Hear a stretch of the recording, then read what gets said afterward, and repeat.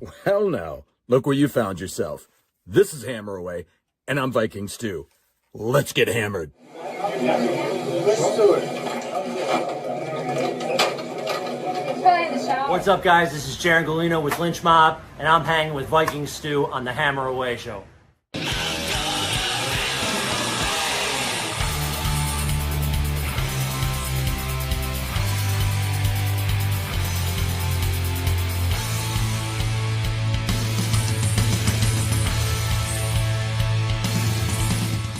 Hey folks, it's Wednesday and it's 4 o'clock. It's kind of weird. I had this thing set up already last night. Wow, I'm really getting better. I'll get into this in just a second. Can you dig it? Can you dig it?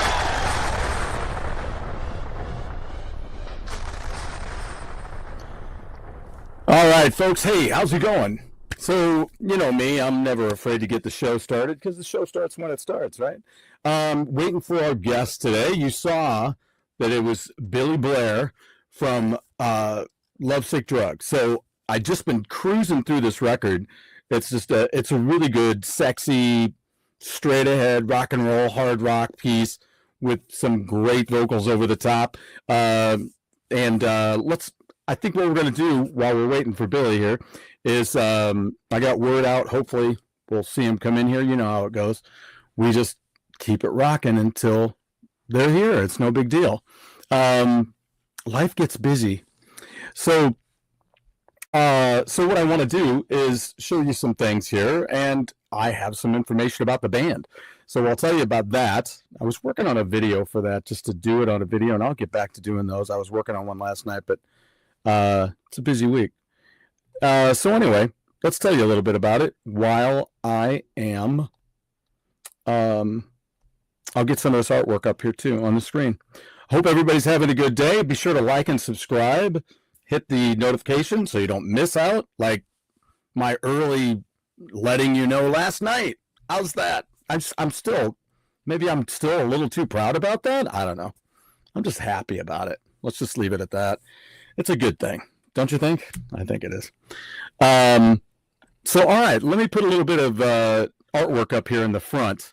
Now, what I'm going to do is try to go back and forth here a little bit. I'll put a little artwork up because they have different artwork for all of the different singles that are making up this full-length album that it came out last year.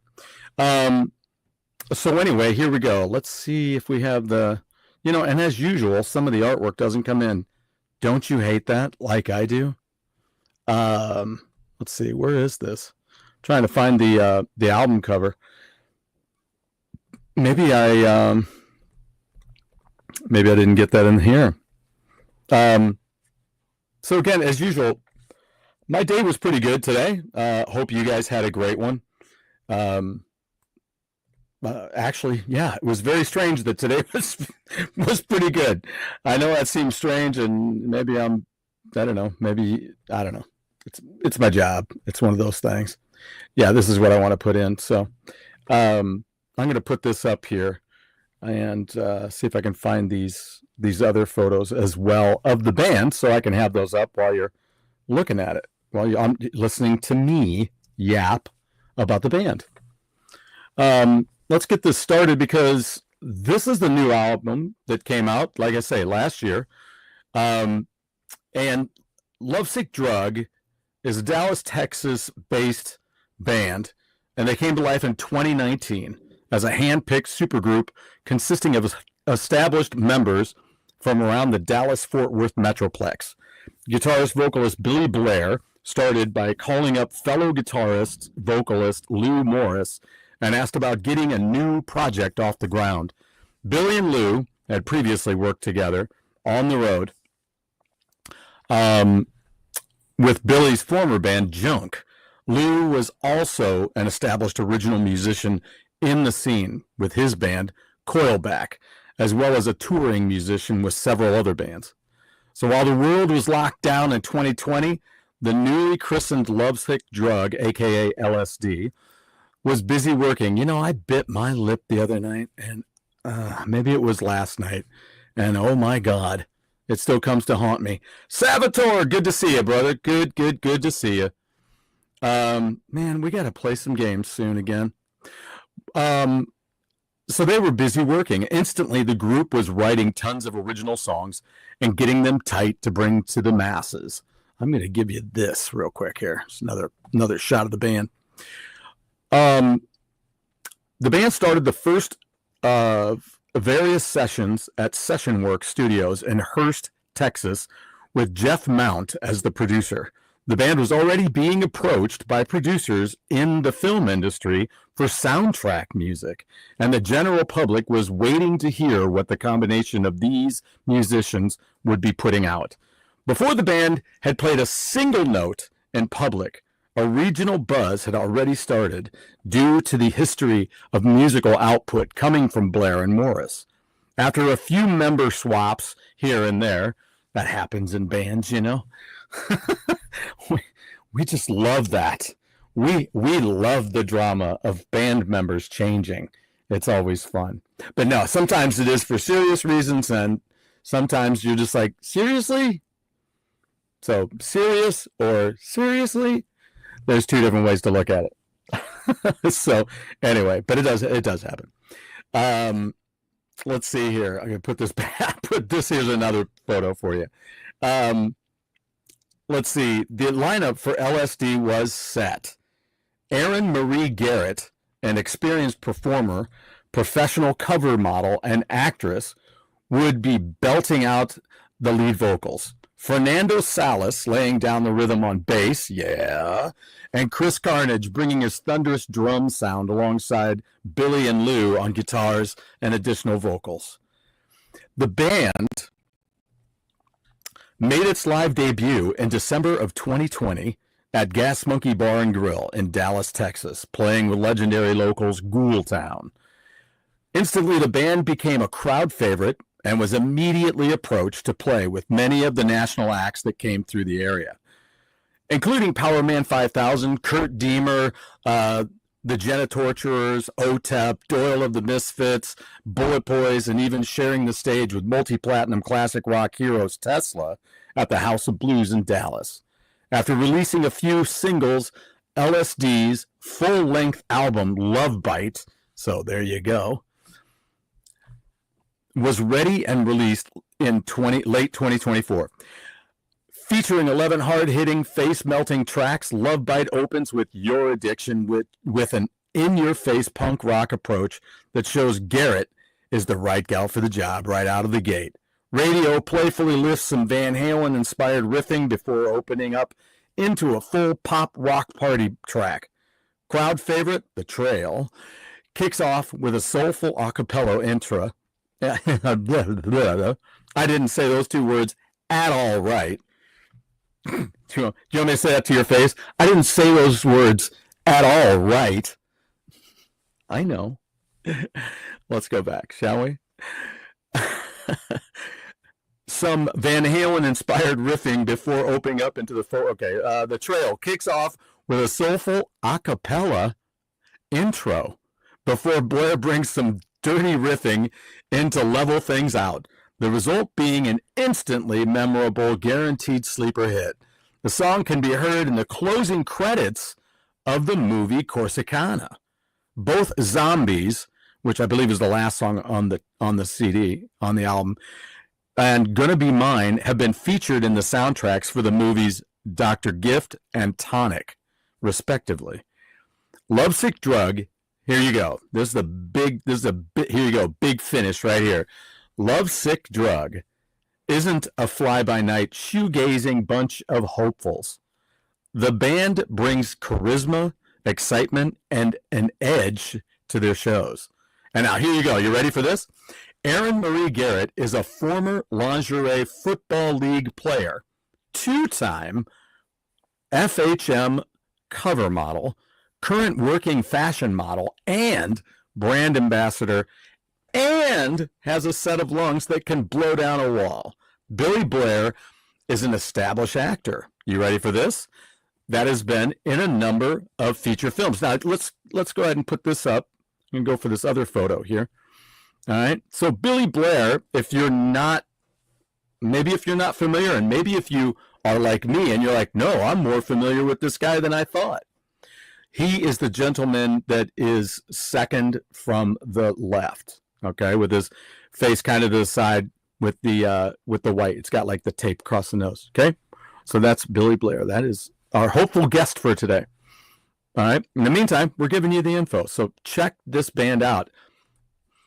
All right. So Billy Blair is an established actor that has been in a number of feature films, including Machete, which I have not seen that film. But listen to this. This is my film. This is the film I tell people about. And I'll talk to you about this in a minute. Alita Battle Angel. Ha ha ha. If you still haven't seen Alita Battle Angel, do it. It's a great film. And Billy Blair's in it. Sin City, A Dame to Kill For, Jonah Hex, Rob Zombie's Three from Hell, and more. Lou Morris is also an actor, special effects artist, director, production designer, and on-air personality, hosting online and FM radio shows. Fernando Salas and Chris Carnage are working musicians that have played together for over 10 years and bring a solid rhythm section that is always locked in. Lovesick Drug delivers a sexy rock dynamic on screen in their music videos, as well as entertaining the fans with their stage show. LSD is a musical force that brings old school, raw, aggressive rock and roll into the modern age. So there you go. And here's one more shot of the band. There you go. Everybody's looking up. It's UFO time. There you go. Here's some of the singles. These are covers from the singles that they put out. There you go. LSD is one of the songs. They have LSD is one of the tracks. They have Gonna Be Mine, Celebrity Life. Let's see. That's just some cool artwork that they have on the site. There's Take My Hand. There's The Trail. Unfollowed. Zombies. Radio. And then again, the album cover. So I love this. It's kind of the take on, they have I love the fanged Rolling Stones logo. I think that's really cool. So yeah, this kind of taking a look at Sticky Fingers, kind of that deal. So a little bit of a throwback, an homage, if you will. So yeah. So hopefully you'll get a chance to check that out. Get out there and check it out. It's a really great album. Pick it up. I had a lot of fun listening to it. I must have heard it, I don't know, 4 times last night, maybe 5. I just put it on loop and just let it go. Let's take a look. We can also take a look at the track listing as well. Let me get that pulled up here in front of me. Let's see here. All right, here we go. So this, well, goodness me. Let's try to get this. Oh, goodness. Can't even do it. There we go. All right, so there's Your Addiction, Radio, the Trail. You know what? I should just look at it from here. I'm just going to go to I'm going to take a look at it here on Spot. Seriously? Not available while you're offline? Excuse me? What are they talking about there? Who's offline? I don't think I'm offline. It's kind of weird. Maybe I'll just look at my phone, maybe. Now we just had a major storm come through here. So I kind of get it. It may not be working right. So anyway, Your Addiction, Radio, The Trail, Take My Hand, Unfollowed, Celebrity Life, Gonna Be Mine, Can't You See? It's Can't You See is kind of a fun track where it's got the 2 guys that are singing, and well, I think Billy's singing. I'm pretty sure maybe both of them do some stuff in there, but they definitely have like a speaking role together at the end. It's kind of fun. It's Too Late, LSD, and Zombies. So There you go. It's a 54-minute album, 11 tracks long. Love, Sick, Drug. So, yeah, check it out tonight and have fun with it. I mean, that's kind of what I like about a lot of these bands, especially these bands that my buddy Dave Tedder is working with, and so it's really cool to hear some of these bands. I don't know where else I would have heard some of this stuff, and it's good to hear about it from Dave and check it out and actually like it. You know, it's good stuff. I'm gonna check in. I'm gonna check in again with Dave. I mean, I could just call him, I suppose. I do have plenty of other things to talk about, so I'm very sorry that we're maybe having a late start or a not start with Billy today. Was really eager to talk to him today, so hopefully something will show up, and we'll get this rolling. But if we don't, again, you know about the band, you know about the album. Check it out. Billy will be here, I'm sure, either some point today, or we'll give him another shot on the show, of course. I mean, I just want to talk to people. I get it. Something gets in the way. That's just what happens. But I do have a vinyl that I want to show you guys, and I'll talk a little bit more about the Angel piece that I have too. All right. So in the meantime, you can crank up in the background while you're watching me and we're talking about this. Chat at me about a question. Give me a question like, why don't you have a guest? I don't know. Let's see. No sign.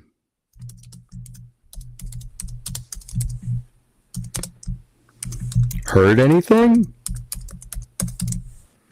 There we go. Sending off the word. All right. So anyway, moving along. I hope you guys liked the little video I had there in the beginning. I did have enough time to put that together. I did have some fun doing that. That was great. And then maybe what we ought to do for the moment, I don't know, is put that up, I guess. Or how about this one? No, yeah, there you go. You can do that. I am going to do this integration here sometime soon. Also, remember this to keep your eyes open for Blitz too.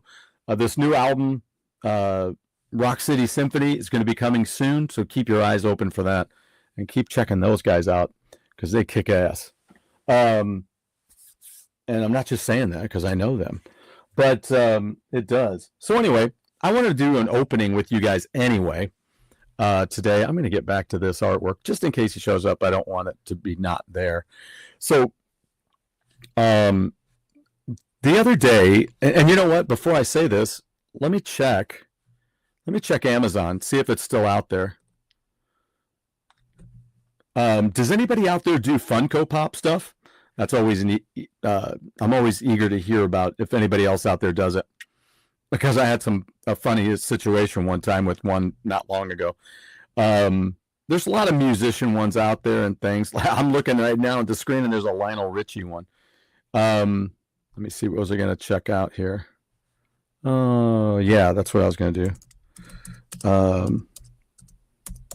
right, let's see what we got here.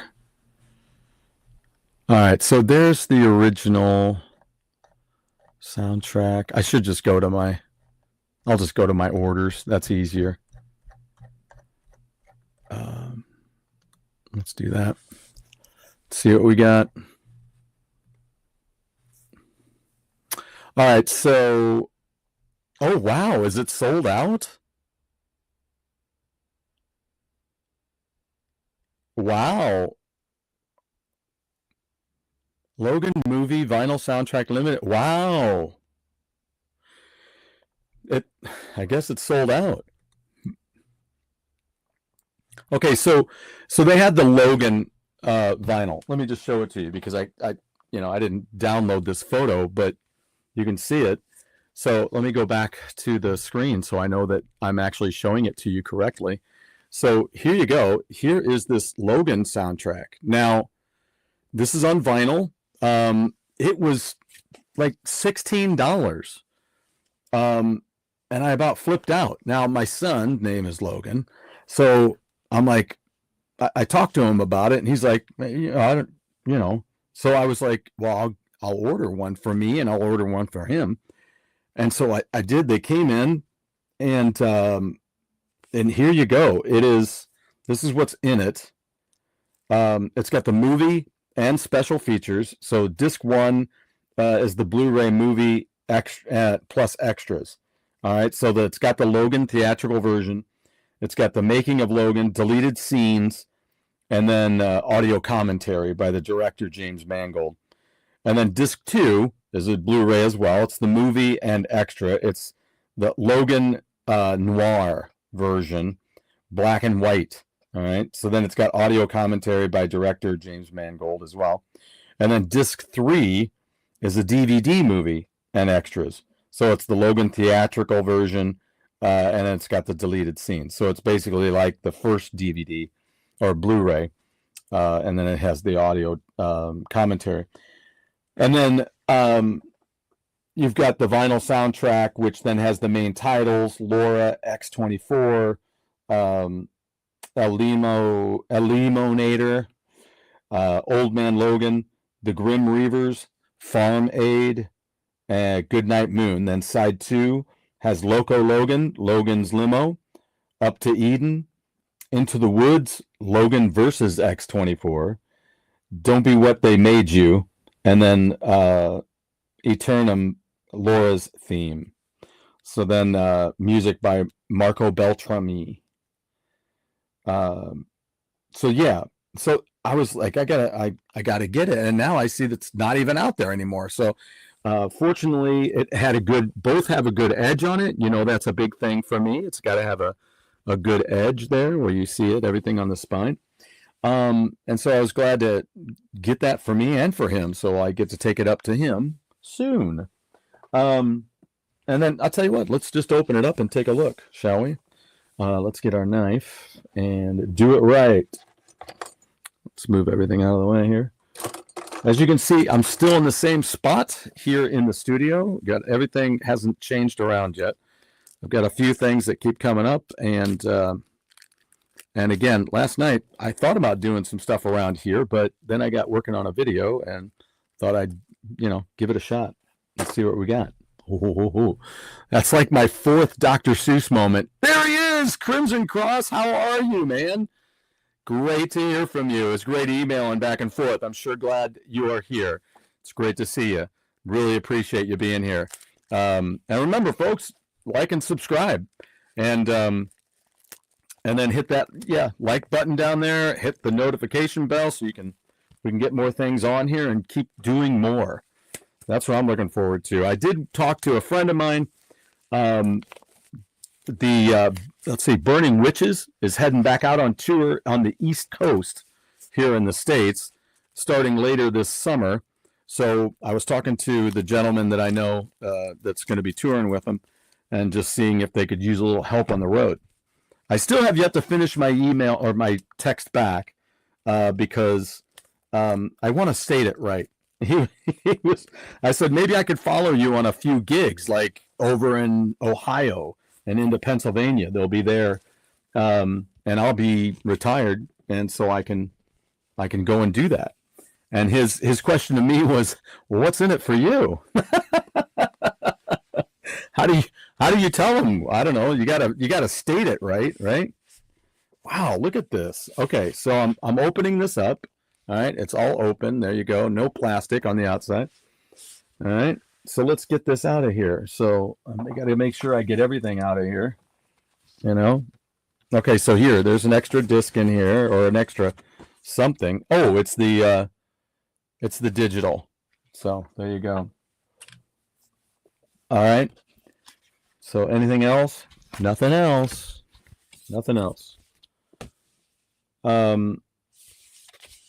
I'm just trying to figure out how.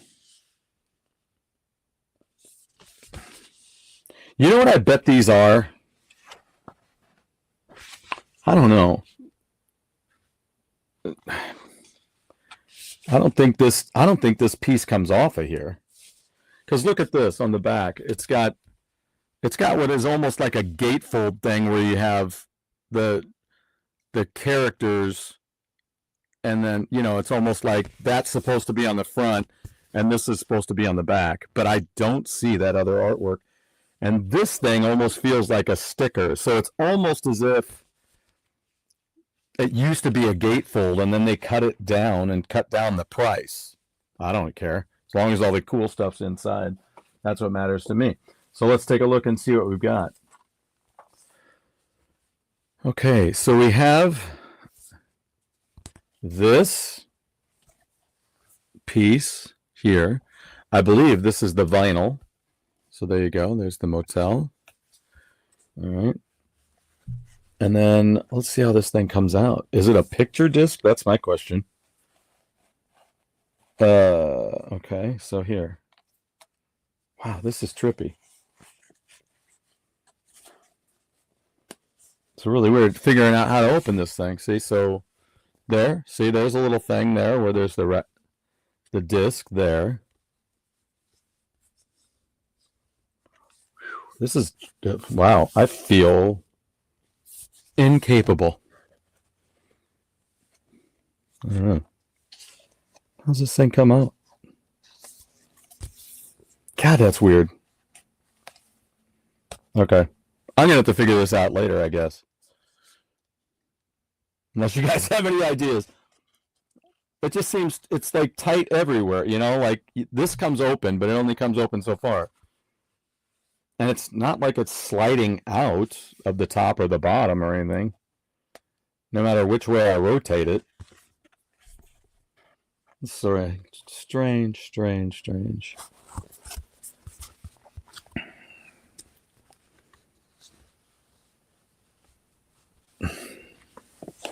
Oh, never mind. I get it. Never mind. This is the DVDs and the Blu-rays. Okay, so this comes out of here. It just makes it look like it's one big disc, but it's not. You may think it's one disc, but it's not. I'm good. I'm liking Angel. There you go. Yeah, glad I caught your last. Thank you. Good. Yeah, I'm going to show you a little something that I got while I was there. I mean, it's still not the easiest damn thing to get out. Now, wait a minute. It's like, okay. Man, they're like in there. Okay, there's one thing I can say. This is shitty packaging. Either that or, you know, you're sitting there going, well, it's either that or you're an idiot. Okay, that's weird. Anyway, the 3 discs are in here. Like it does me any good if I can't get to them. Of course, I own the discs and all that anyway already. So, hey, by the way, Crimson Cross, do you have, like, how are you going through the Angel stuff? Have you started from the beginning and gone through? Which is funny because isn't the album from the beginning? Let me know how you're doing that. There you go. There's the vinyl. It's pretty sweet.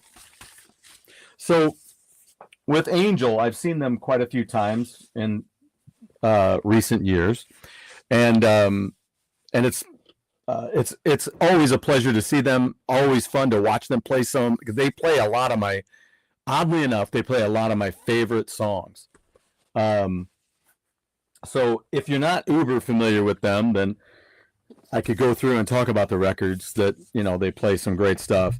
But their new bass player, Tommy, was there this time, so I got to meet him. So I've met 3 of their bass players, Steve O'Jane, and then Felix Robinson was here last time that I saw them. And then, so I'd seen Steve quite a few times, and then saw Felix, and then this last time I saw Tommy. Tommy was just coming into the band. Oh, you're listening to them on the YouTube channel. Cool. That's great. Yeah. Their first album just turned 50. Now they've got like a new vinyl and CD release of that album. So go out and check that out. It's a great record. Although I will tell you, as far as all the old classic Angel albums are concerned, it was the last one that I purchased.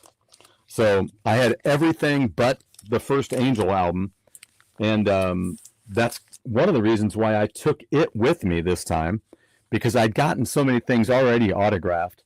And there you go. I took one of my business cards with me, and I had Tommy just sign the back of that. And then it kind of reminds me of the Zach Wilde. When I met Zach Wilde, and he couldn't read Reb Beach's signature. So anyway, so I had Frank had signed this already when I met him in Las Vegas, but I didn't get this first album. You'll notice it doesn't have the ambigram logo on it. They didn't have that until their third album, and which was the last album before Felix Robinson joined. And but I had Punky sign that. That was really cool. Then I opened up this. Now, I don't know if you remember, but when I bought the Angel albums years ago, I've told you about this before, I think, but when I purchased them, they were cutouts. So there you go. See the cutout? So when I purchased them years ago, they were pretty much all like that and did not have, some of them didn't have the printed sleeves on the inside. So then on top of that, this album came with a poster. And I found it recently, yes, for $6, and it had the poster. So, of course, I took that with me. And if I can get it out of here. There we go. And I had Punky and Frank sign that for me. So there you go. So like I say, if it wasn't, if it didn't matter whether Felix was there or not on this one, and whether I had this on this one because he wasn't on this record. This was their third record, On Earth as It Is in Heaven. And they have there's a place called the Record Exchange that's here in town. A great place. It used to be in a little corner shop. Then years ago, God, I don't know, it was 20 years or more, they moved down the street, just a little bit down the street. They moved into the vacated library. So it's a huge place, tall ceilings, and they have stuff everywhere. It's pretty well organized to a certain extent. I mean, if you walk in and you don't know what is where, they'll tell you. They'll let you know what's where. But sometimes they have some things over here, like laser discs. If you're looking for laser discs, they had some laser discs in a big, huge section. And then I was like, okay, I've looked through all those. And then I turn around and there's a little section over here. And I'm like, oi. And then I think they had another little section back in the back of the store. So it was kind of wild. I was like, oh my God. So anyway, yeah, but there's the printed sleeve. One day maybe I'll get that signed. I'd love to get that signed by everybody else. That would be really cool. So anyway, but it's a neat place. Anyway, I think I talked about it recently because that's where I bought Malice, License to Kill on vinyl. And remember, I talked about Obsession last week as well. Check them out. I was talking to a coworker today because I said, why didn't I know that you like metal? I should have known that they like metal. We've never talked about it. Well, they're one of these folks who like a lot of people. I don't expect everybody to be a frickin' geek like myself and know every band, all the songs, all the, albums and stuff like that. Some people just dig music for music's sake, and they don't get into knowing everybody about it. The tough part about that is you don't find all your favorite stuff if you don't know who's doing it or where to find more of it or, whatever. So I told her about Obsession today. I said, if you like this kind of stuff, you should check out Obsession. You should also check out, so I told her to check out Symphony X. I said, check out Malice. And let's see, who else did I mention too? I mean, there's just so many. There's so many bands. Also, what's one of my favorite ones? Machine Men. If you haven't heard Machine Men yet, check them out. But it's always great. I'm going to start highlighting some more of those on some of my shorter things that I'll do in between. Look for the content to get more and be out there more often. Okay. I wish Billy were here. I haven't heard back from my buddy Dave yet to know what's shaking. But again, you know about the band, Love Sick Drug, and you saw the album cover. I showed it to you. I'll show it to you one more time, and there you go. Check this album out. It's called Love Bite. You're gonna dig it if you liked it straight ahead and fun. It's gonna be a blast. You'll really get into it. There's some of the songs that are some of my all-time, some of the big favorites of mine on the album, and it's really cool. You know what? I am gonna just. I mean, that's how it starts off, right? It's killer. Radio comes next.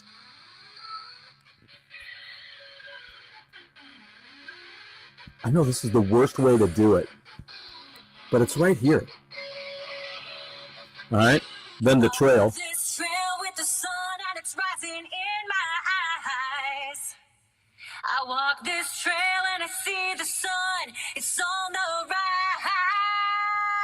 Am I good enough? Hard and tough in my bones. All right. I see my path and I walk it now on my own.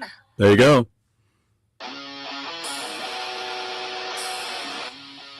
So you can hear that in the soundtrack, right? Take My Hand comes next. These are sexy riffs. It's really cool. That's why I always said to John Corabi, I said, you kind of joined Motley Crue at the right time. Because they were just getting into that groovy blues riff feel, you know. And then John joined, and he was all about that. So this is a track here. I could have put this up. This is the track called Unfollowed. I'll fast forward a little bit.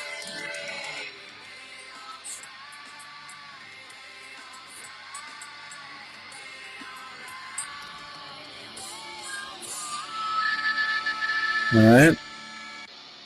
Celebrity Life. I'm trying to remember if this is.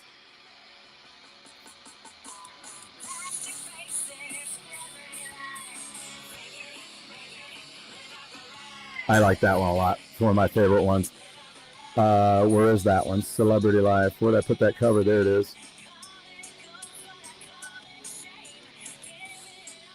All right.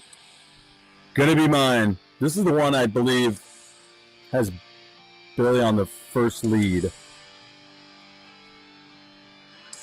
And I thought there was a cover for that one too, but I guess not. Oh yeah, here it is. Gonna Be Mine.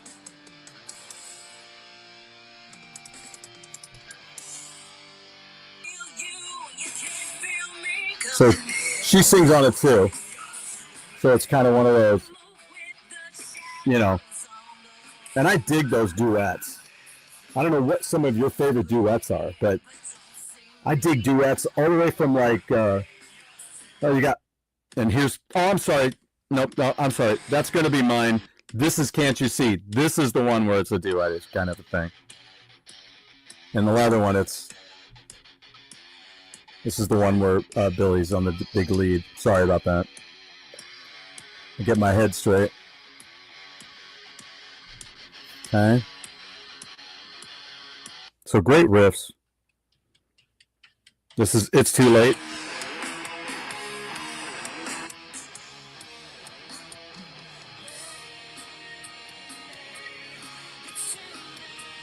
See?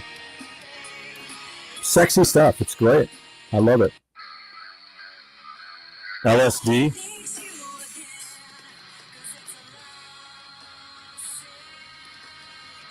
Love Sick Drug. There you go.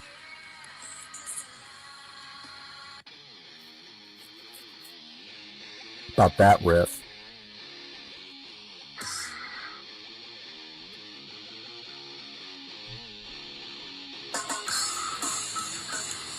I love it. That's Zombies right there. And then that, I even had that cover. Let's Take My Hand. Zombies is right there.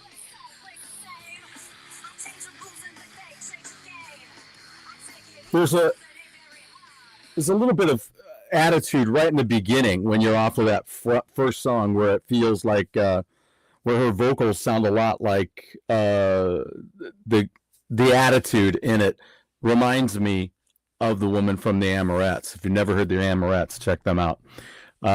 They've changed their name. They've gone to a different name. But man, I loved them. Loved them. It's great stuff. Great stuff. Let's see here. Anything else? Just trying to make sure.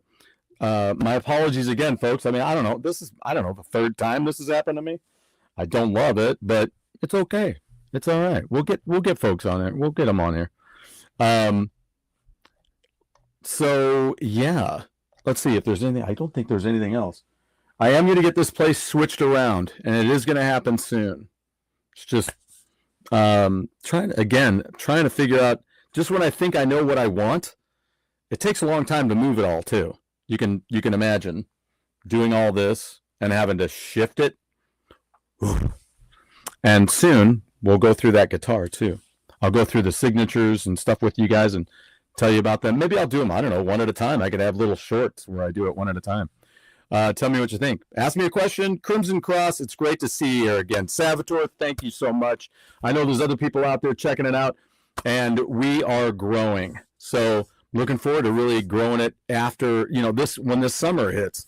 And then that's one of the things I'm putting into this note back to my friend with Burning Witches is I want to, part of it is I really want to cover that band. I really believe in Burning Witches, in the band Burning Witches.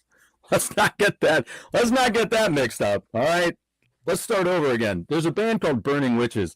I really, really like them. Wow. So anyway,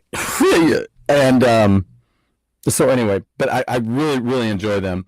And I would love to hit the road with them and help them get the word out.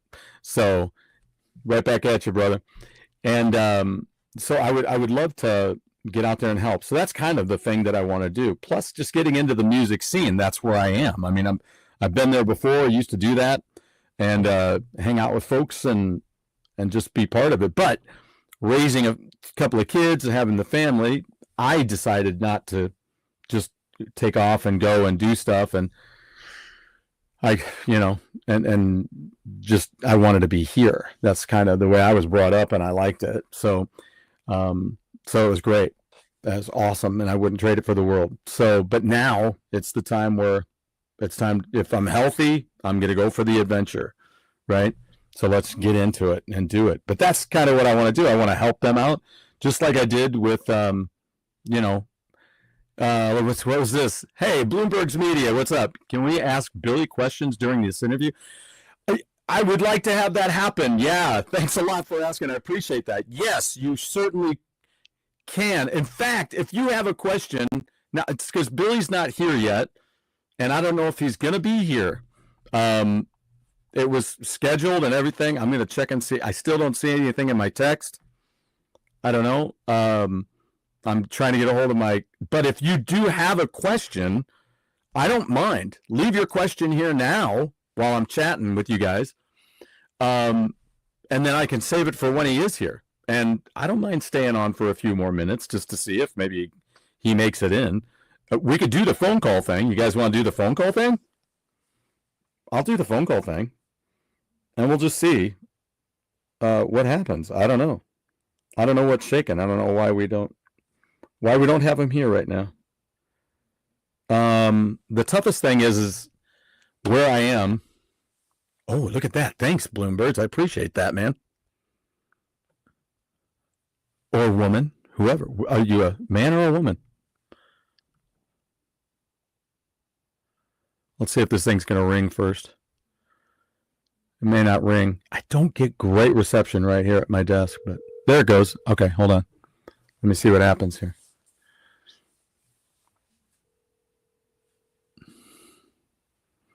Yeah, with kids. Yeah, dude, cool. With kids. Yep. So you get what I'm talking about. You get what I'm talking about. We'll see if we get it. Great actor you got. Here you go. Let's see what we got. Great actor you got to shoot with Robert De Niro in a movie. Do you bring any writing experience into the song? How is it different? Nice. I will copy this question. Hey, what's up? Just checking to see. Haven't seen Billy yet. So let me know. I'll be here for a few more minutes. We're on live, so we're here. And I even have a question from Bloomberg's Media. So let me know, and we'll talk soon. Take it easy. We'll get it set up another time, right? That'd be cool. We'll still get this set up. It's no big deal. Talk to you soon. Take care, man. Bye. All right, so there we go. So we gave that a shot. Yeah, what is this? I actually got to shoot with him in the movie. Oh, hi. Here we go. Hold on. See. Hey.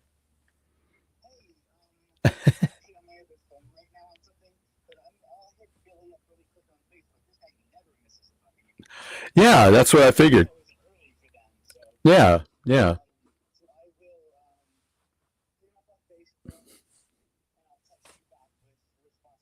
That sounds great.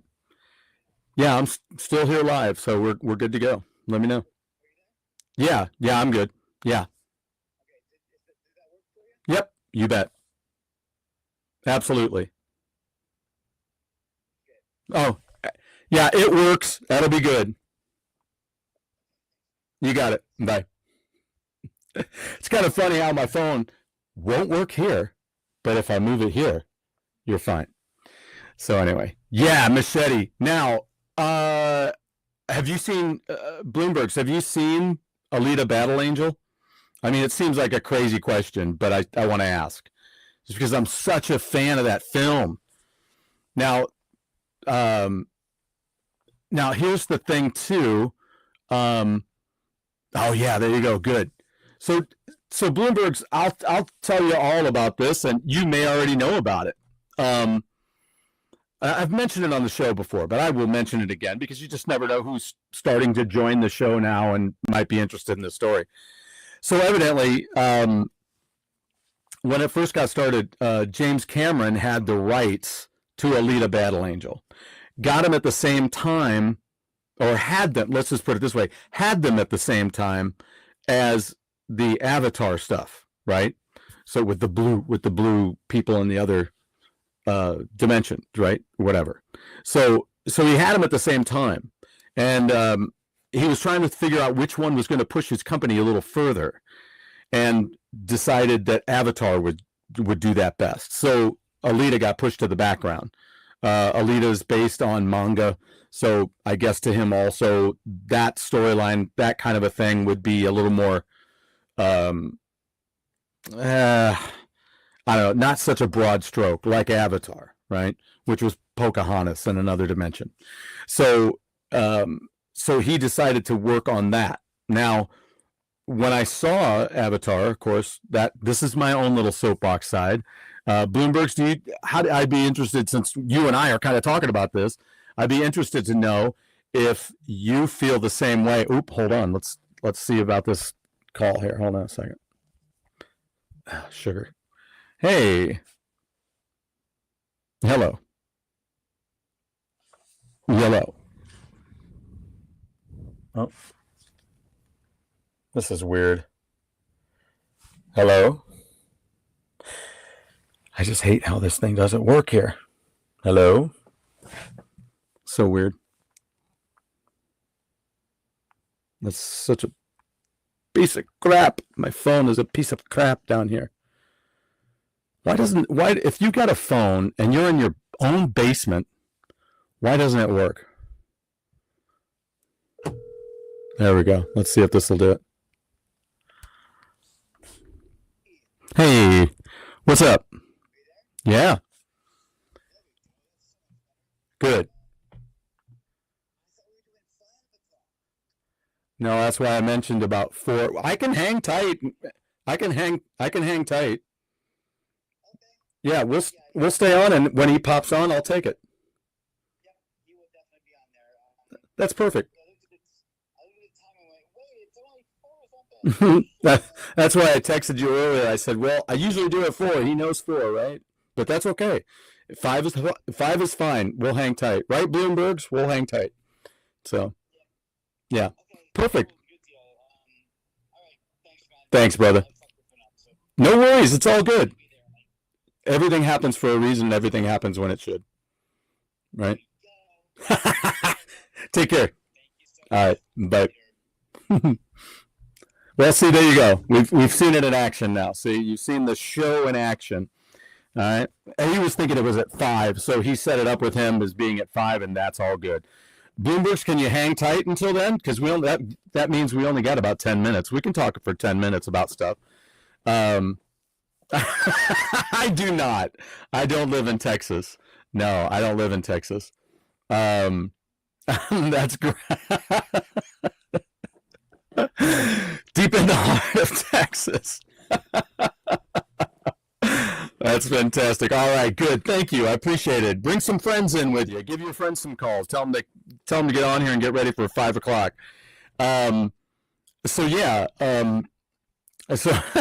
anyway, he had the rights to that. So he decided that Avatar would push him further. His company would learn more, and start going out and doing that kind of stuff. Alita Battle Angel got pushed to the back. Then he met up with Robert Rodriguez, who would end up doing that movie.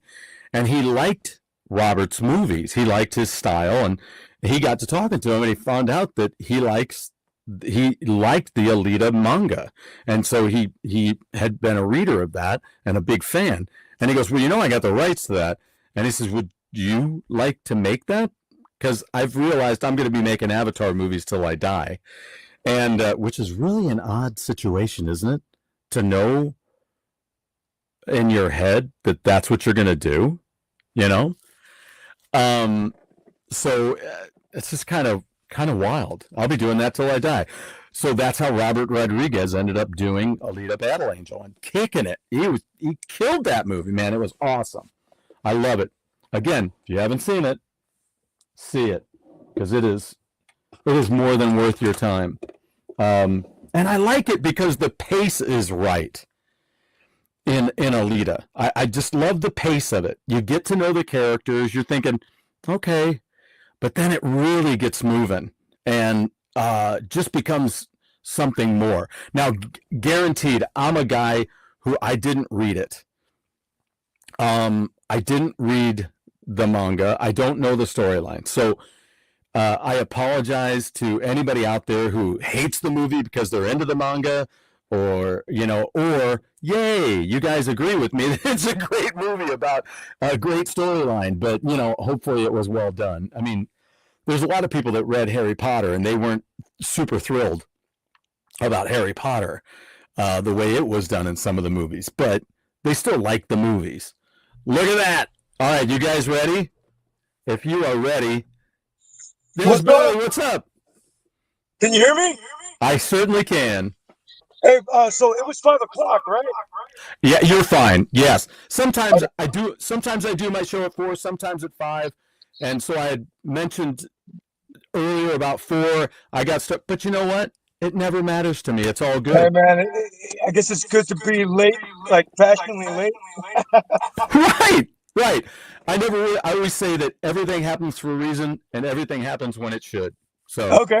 All right, no worries. And to be honest, you got a fan on here, Bloomberg's Media, that has a question already for you. Oh shit. Yeah. I think I know who this is.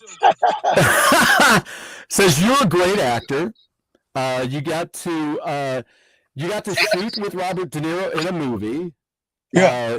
Do you bring any of your script writing experience into the songwriting process, or how is it different or similar? Well, that's a good question. Yeah, it is. I normally just keep it separate. It's you know what I mean. It's just like the movies. They got their own script, and shit, I could hear myself. You're okay. Echo. Yeah, I get it. Yeah, I hate it when that happens. It sounds fine. I know, man. Anyways, but I'll try to ignore it. Sure. Just like if I'm writing something, I totally go somewhere where creative.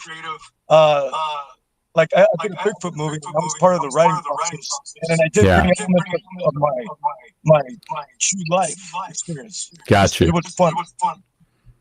But the music stuff, it's mainly separate. You know, it's just another world.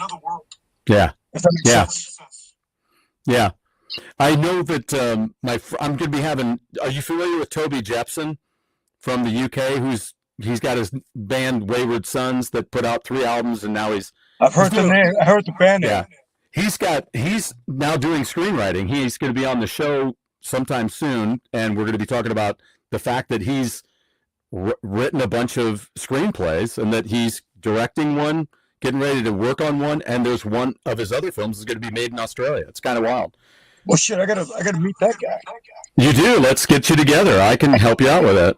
Fuck yeah, make it happen, dude. You know, it's always about the networking, you know. Exactly. Bring me along with you, because I'm getting ready to retire from my job. So. Oh, really? I'm ready to move on to the next adventure. Hell yeah, man. Good luck to you, brother.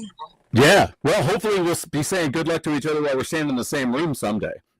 yeah, right. I hope so. Well, I'd love to see you guys on the road. Let's. I gave a rundown of the band based on the promo piece that I was sent, and so I kind of read through that with everybody.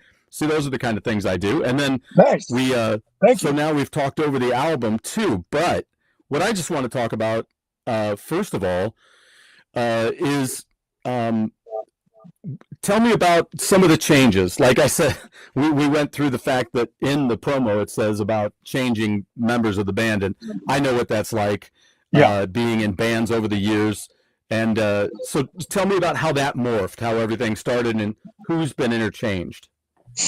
All right, so the band was started like 2020, like right before the pandemic hit. Yeah. And Lou Morris, my other guitar player, he's the original member. Him and I. Mm-hmm.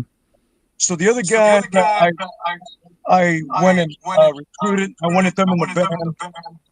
Then the singer, British singer, she came in last.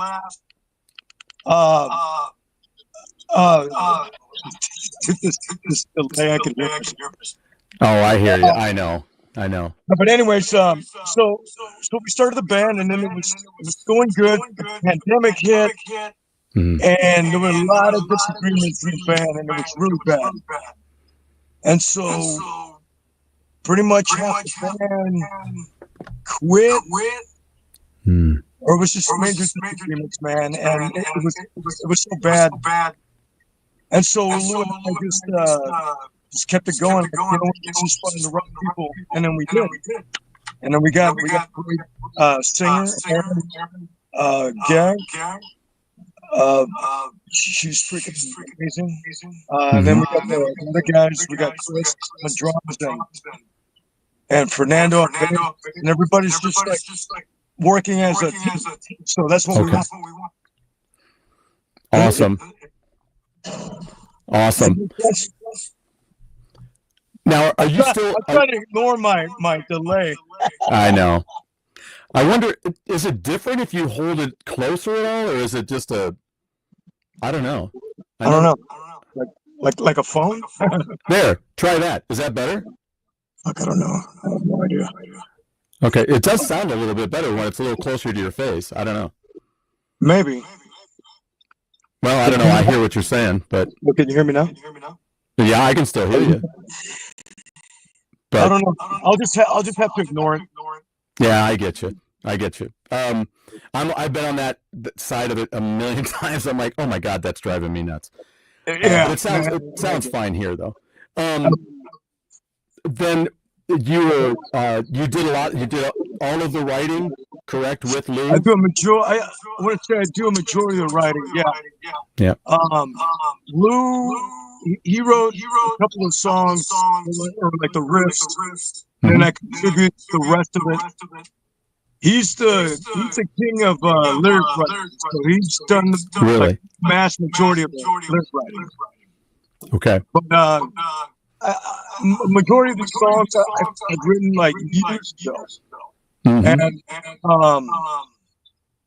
I just wanted, I didn't want it to go to waste.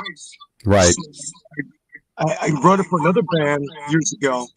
Okay. And it had Nikki McKibben from American Idol. I don't know if you remember her. Yeah. She was in the original LSD version of this band. And so when that band collapsed, I started another band years later. I was just like, I want to bring that old band back. And with some of the old music. So I brought that in, changed the lyric of course, Lou helped out on that. Yeah. I had LSD, but it was different. I mean, it was love. It was now Love Sick Drug, which I originally wanted. Okay. And yeah, man. So I guess to answer your question,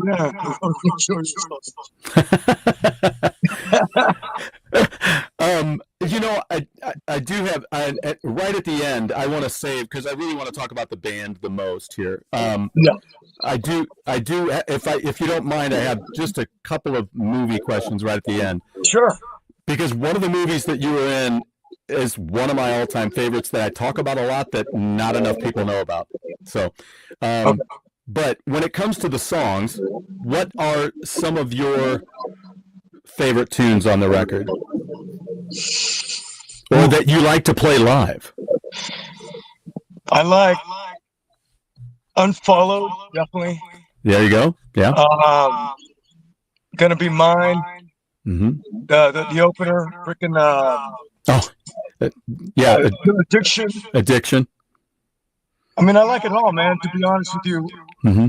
And I mean, of course, I'm going to say that, but what else? Like, Take My Hand's a good one. There you go.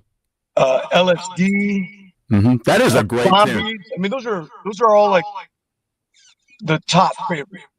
Yeah. Because they just got so much energy. So yeah. Pretty live. Did you always know that you wanted to have a female in the front doing the lead? Oh yeah, it helps tremendously. That's cool. Especially when she's hot. You know what I mean? She's gorgeous. Yeah. Erin's freaking. I mean, she's a mom. Right. That's one of her top professions. She's an actress. Yep. She's a DJ. We worked together before. And then again, when I was trying to find a new singer, mutual friend of us, she said, "Hey, why don't you reach out to Erin? You know, you're a singer." I go, "Oh yeah, I forgot." So I reached out to her. It was perfect, man. We had coffee. I gave her the rundown of the band. She was excited. She came in and knocked it out. And have you ever heard of the Hammerheads? I don't think so. Okay, they're one of my favorites. There's so many of these all-female bands that I really like. Thunder Mother's another one. Nice. Crucified Barbara is another. I like that. Yeah, and I heard they're back together. I got to look those up, man. I really don't know any of those bands. Yeah, Thunder Mother went on. I was really happy. I was like, I'm proud of Scorpions because they took Thunder Mother out on tour. Oh, nice. And KK's Priest took Burning Witches out. So Burning Witches. Oh, you ever heard of that band? I think it's Dogma. They're all chicks. They're like dressed up like nuns. Oh and my God, no! Dude, it's fucking awesome. They're all chicks. Wow. Yeah, I think it's called Dogma. Okay. Another one of my favorites is a Japanese band called Bandmade. I think I heard of that one. Yeah, I'll tell you what, Thrill goes in my playlist of songs that I shall never tire of listening. There are certain songs that I can listen to them every frickin' day, and I don't get sick of it. Like Eye of the Panther by Steel Panther. Never get tired of it. Oh, dude, Steel Panther.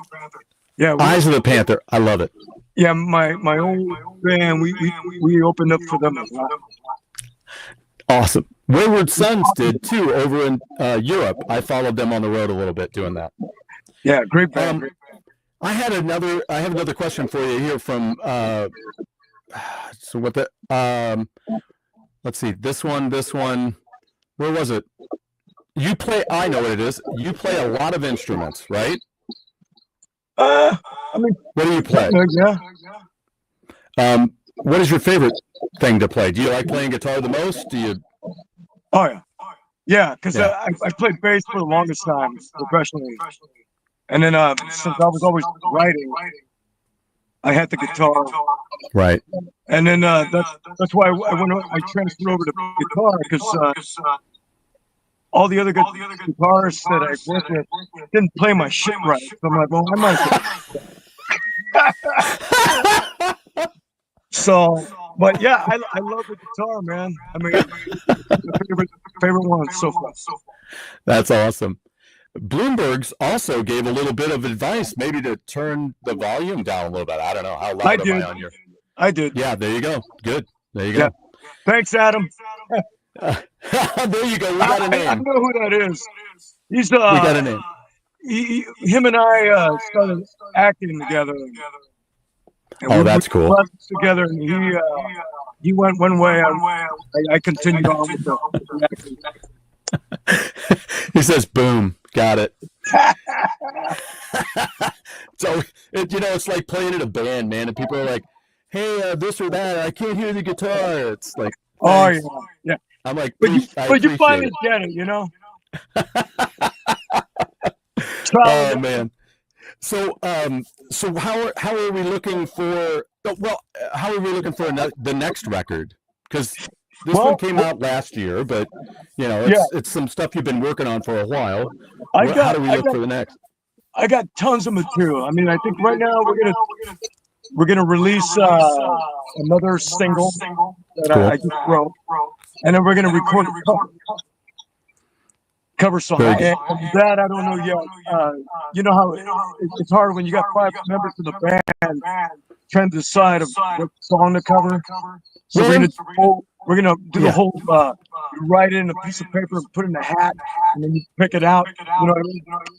Yeah. So I mean, and you guys are busy. oh yeah, man. Everybody's doing something. Right. You guys have multiple things going, every one of you almost, right? Yeah. Oh yeah. Yeah. Especially if you're looking at the resume that Lou's got on the thing, he does a lot. Yeah. So, Yeah. yeah, that's crazy. He's trying to get more work on the movie stuff, the production. But he's got his other band that he's playing in. Yeah, I mean everybody's pretty. Yeah. Yeah. Do you think that the next since you've got songs in reserve, will it sound a lot like this one? It's gonna be like all over the board, man. I mean, the new one that we got is very groovy, heavy. Okay. Kind of like I don't know, man. It's just like you know how Rob Zombie has his little heavy dance grooves, kind of like that. Okay. So Cool. that's the next one that's going to come out, and you'll hear it pretty soon. That's cool. Yeah, because I don't know. It's a tough thing, right? When you're doing records, you lay down a bunch of stuff, you get a fan base on that. Yeah. And then yet as creative minds, you want to do something new and different, but you want to still be that. Yeah. Well, the way I approach it is just like, we're all fans of music. Mm-hmm. So I always like, what would I want to hear if I was a fan of a band like that? Right. Whatever. And so I mean, and it's coming from my heart. Mm-hmm. So I would say that my taste is the same as a good majority of the people out there. Right. They want to hear something good. They want to hear something that makes them move. And we definitely put on a show that I would want to go see from a band. I mean, Yeah. we're very theatrical. Cool. So yeah, I think it works. There's a great band that's from the Midwest here called the Midnight Devils. I don't know if you've ever heard of them. I've heard of that. Yeah. They would be a good band for you guys to marry with on the road and do Oh, some we stuff. would love that, man. I mean, that's the whole thing about like doing stuff like this. Is same thing with the acting, you know, you just network. Right. Yeah. Right. Because do you think there's enough of that being done these days, or do you think it's a little too much business that doesn't allow for that to happen? People looking out for themselves. I think it's more the business. I mean, look at it now. You look at a small band that wants to tour with a bigger band, and you're either like really good in with them, or maybe you have management. But majority of the time, it's a buy-in. You're buying on the tour. Right. You know what I mean? You've heard of that, right? Yeah. A lot of that's the buy-on. And I know a lot of bands like over here in this area that they're touring with acts, but they're buying on. Yeah. And I guess it's kind of good. I mean, you know, it's exposure, of course. Right. And you just hope you could like make back whatever you're paying for, but it could be costly. Yeah, I think it's a little rough. It kind of goes back to like the Colonel with Elvis. It's a little Bon Jovi. John Bon Jovi's done that. Yeah. Where, you know, he's talked to people but then wants a writing credit, you know, because well, I'm John Bon Jovi, so I'll get you out there and people will know about you. Well, that doesn't guarantee anything. No, I mean, you know? Unless you gotta really kick ass, man. It's just like, let's say you get the opportunity, this is your time to shine, do it right. Yeah. Or I mean, you know, let's see if you got what the people want. I mean, you really got to blow everybody away. It's just like an actor when he goes in for an audition. Yeah. And you want to wow the director. You know what I mean? Yeah. And then that's when you get cast. So I think it's kind of like that. You as a band and then the audience got to wow them. Yeah. Now, here's something too that I'd like to propose too, as well as a quick question. Where do you land on the luck game? I don't believe in it, but I mean, there is luck, and then there is like. But Billy, you work your ass off, Billy, right?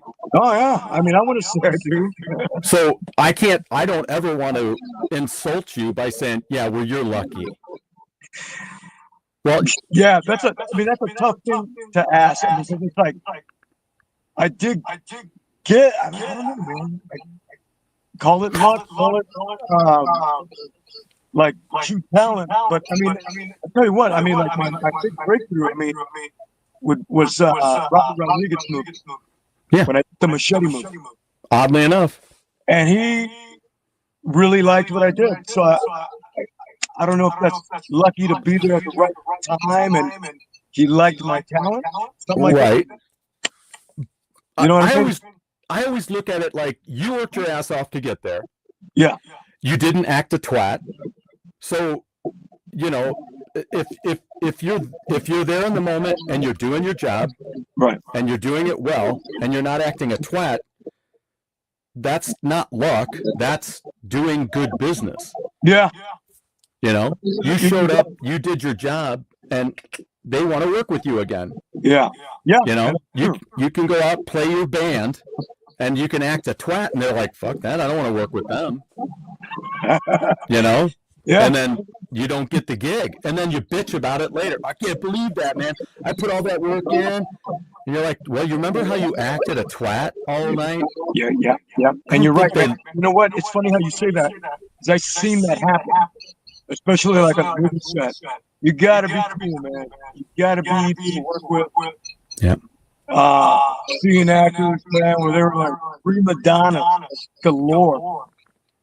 And they pissed everybody off that got fired the first day, second day on set. And we had to recast and then they reshot the whole thing.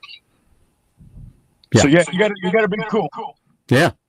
So I mean, you know, I never want to say that, oh, that was all luck. No, if you work your ass off and you don't act a twat, then you're, you know. No, you're right, dude. You're right. Yeah. You know. I mean, sometimes I just call it luck being there at the right place, right time. Yeah. But I did it right, and I did bust my ass along the way. Right. Right. Yeah. Yeah. And I'm still busting my ass, man. It's like, yeah, you gotta like hope for the next thing, like Machete or Elite of Battle. That's it. That's the one I wanted to talk to you about. Oh, which one? Alita. Oh, dude, that was like the best, highest grossing, money making that I've done it to that. Dude, I'm happy for you because I love that movie. It was a good movie. You know, I'm so glad you got into that and that we're able to talk about it a little bit because that's a movie that, you know, it didn't get enough. You know, it did well, but I mean, you know, you still talk to people that you're like, you don't know about that? Okay. Yeah.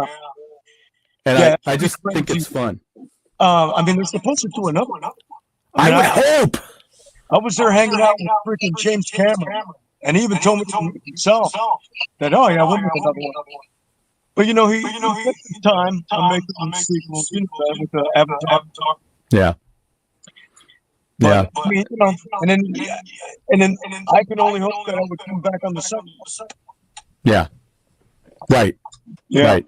I hope that works out because I have my things about Avatar. I got, I know. It is what it is, but I was a little pissed off that Roger Dean got thrown out of court when he was talking about the artwork. And I'm like, how hard would it have been to put in, thank you, Roger Dean, for the inspiration in helping me build this world. Right. Yeah. I'm like, it's right there, people. You see the dragons, the floating rock, it's Roger Dean. That's a Yes cover. The whole thing. Yeah. No, you're right, man. I don't know. Yeah, that's a tough one. I mean, sometimes some people just, I don't know. They don't want to admit it. I don't know. Right. But, I'm like, it is what it is. If I don't want it, I don't go see it. That's all there is to it. Alita, Battle Angel, I'm in anytime. Let's do it. Yeah, man. It's a fun movie, man. That's awesome. That is awesome. I also want to make sure I don't miss out on anything else, too, that's in. How much do you need to get rolling? I need to let you go. No. Okay. I could hang for a bit. All right. So, were you? I want to make sure that we say enough about the band because I think this album is 11 tracks, 54 minutes of sexy rock and roll. It's great. It doesn't move too fast. It doesn't bore you. It's just a lot of fun. And I find that with a lot of these albums, which is the reason why I talk to everybody, because I'm like, there's so much music that people don't hear about. Yeah, I mean, there's a shitload, man. Music everywhere. The way you get it now. I mean, Spotify and all that stuff. Yeah. It's not like what we grew up to listen to. There was like one store to or you go and find the record, and then you have to you fall in love with the record. You know what I mean? Yes. You play it, you hear every track, you get to look at the artwork, all that stuff. Now it's just like all over the place. And that's why our attention span is so little. It's like, look at this one. And you only hope that you can get some people to really stop and look at the stuff and go, hey, this is a really good album. Absolutely. So yeah, I mean we're lucky enough, again, I'm bringing in the luck. I know, I hear you. People find us and go, wow, look at this shit. Yeah. Yeah, and that's a lot of times, you know, there's people like Crimson Cross that's here too, that was back with me today and checking the show out. And, you know, he's really excited about a lot of the bands that he didn't listen to or he didn't know about that I've talked about on the show. And people are always saying, people don't make music like that anymore. No, they do. If it's that good, you gotta find it. You gotta find it. Yeah, you gotta find it, man. I mean, yeah, and I'm here still finding out about bands today, even through social media. We're like, oh man, that band is fucking awesome. Yes. Yes. You just gotta find it, and it's just like so spread out there and hidden. Yeah. You gotta go like dig up the gems again. Man. Yes. And there's, you know, I bumped into. Are you familiar with Obsession from the 80s? Yeah. I was not. And then I just got it the other day, and I'm like, holy shit, this is right up there with Malice, you know? And I'm like, but there's more of it. Malice just happened. Man. EP, full record, one more record, and then gone. Yeah. You know, they were in the movie, and then that was it. Yeah, I mean that's the thing, man. I mean, and you want to find out why did they give it up or what happened. Yeah, yeah, and you know, man, the music business is hard. I mean, all the big dogs said it, man. It's the worst business of them all. Let me ask you this. I say this to almost everybody when we get into talking about this. So there's the music business, right? But I've always thought that it should become there's the music industry. That's what I'm going to say. There's the music, but I think as writers, performers, we should create the industry of music, which is where you almost take back that power and say they don't give a shit about you anyway. Well, I mean that's where like you got bands like Clutch, they go independent, you know, and I mean, a lot of bands have done that, but they're fortunate because they've been around. Yeah, it's a tough thing, man. I guess you just can't give up, you know. Right. And eventually, you kind of go against the machine, and you know, I don't know, man. Well, and sometimes there's all that pressure. If you go global, right? Yeah. That's the thing about the music industry. They want you to go global. And if you don't go global, fuck off. And they won't tell you that. They'll just let you fuck off. Yeah. It's like a cult. Right. And you're like, what? Does anybody care about me anymore? I don't think they do. But if you make it, then you're in a world that you don't want to be in sometimes. Right? Yeah, it could get ugly. Right. And part of that ugliness is you're going to do what I tell you to do. Yeah, that's the machine, man. I mean, that's like old school when they sign you. Yeah. And then they give you the big stack of contracts to sign. But they're like, I mean, it was talent. It's like, you sign this now. If you don't do it, somebody else. Yeah. And so you're like, okay, you sign your life away. And a lot of the bands in the 80s talk about that shit. Yeah. I mean, I don't know if you do that today. You know?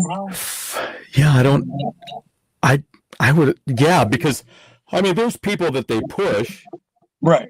But I think some of those music, especially in hip hop, I think a lot of those musicians or performers have become the business. Yeah.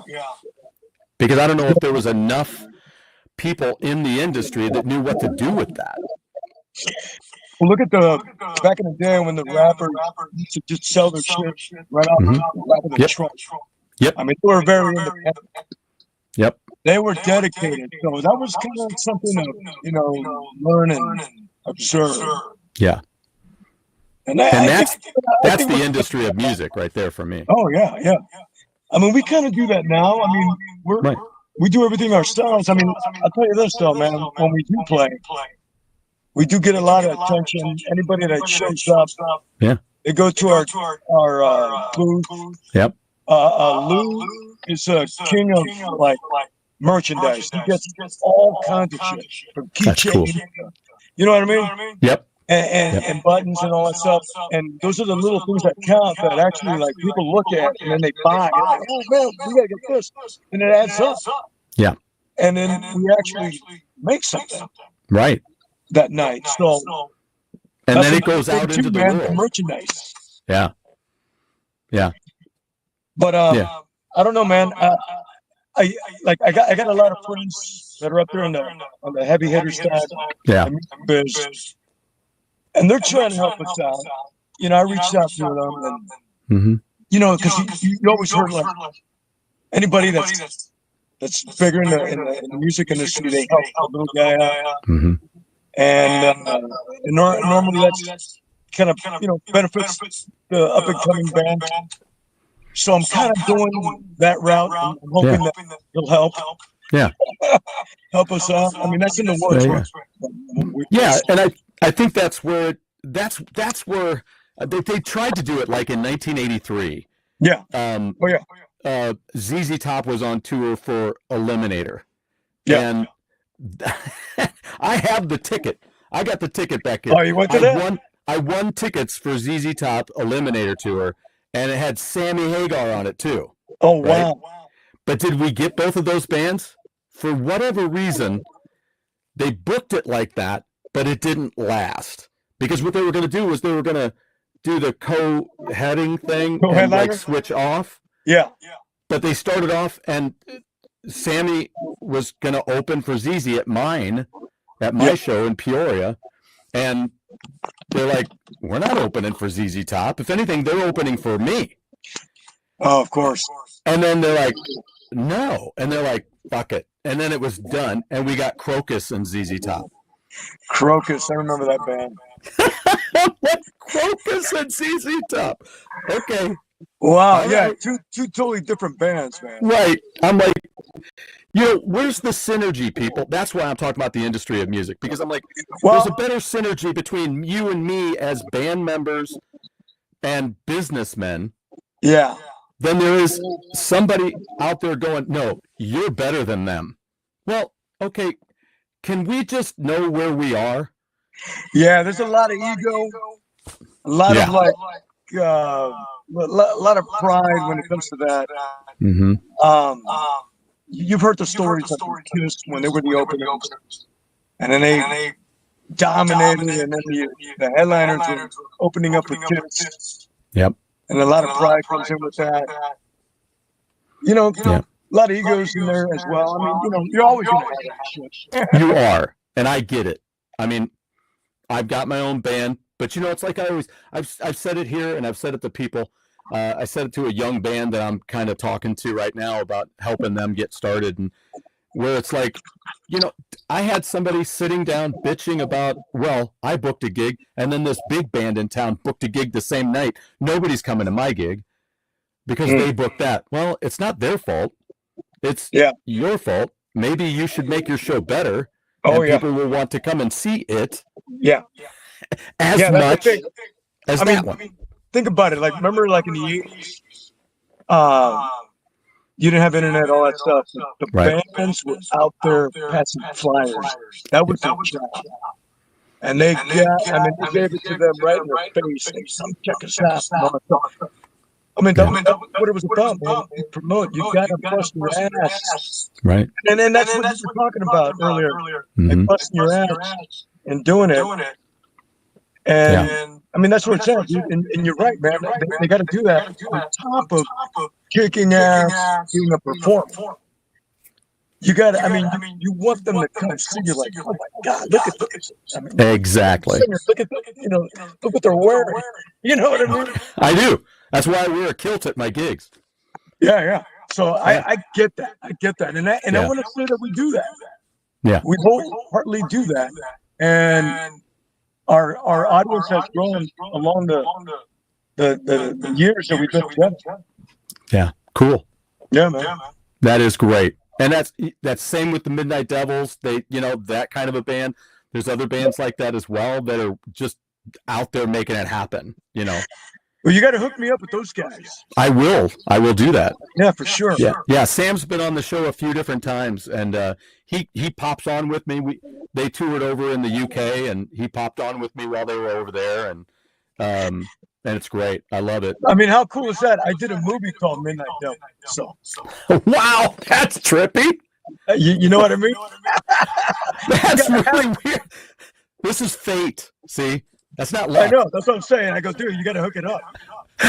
That's me not acting a twat and you going fuck off, and I'm out of here, and then we never get to talk about it. Hell yeah, dude. Hell yeah. That's awesome.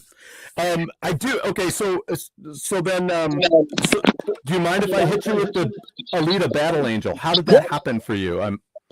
Well, okay, so Robert Rodriguez, he directed that. Yeah. Cameron produced it, of course. I worked with Robert like years now, like over 10 years. Okay. So him and I kind of hit it off pretty well. And so I want to say that's how I got it. Okay. He's all the directors like that. They said themselves they like to work with the same actors. I mean, if you're easy to work with, you're cool, you're creative, they're gonna get. Mm-hmm. And you look at all these directors that work with the same actors. I mean, that's it's like they're not gonna fail. They know they're gonna get a good performance out of them. So I mean, they're gonna use them. Yeah. Is that kind of like Wes Anderson? Is that his name? What is it? It's Anderson who did the God, he loves working with Bill Murray and you know, the Life Aquatic and all these different same thing, dude. Yep. And you look at like the Adam Sandler movies. Yeah. They're all the same cast, same people. Yep. So it's just same with Tim Burton.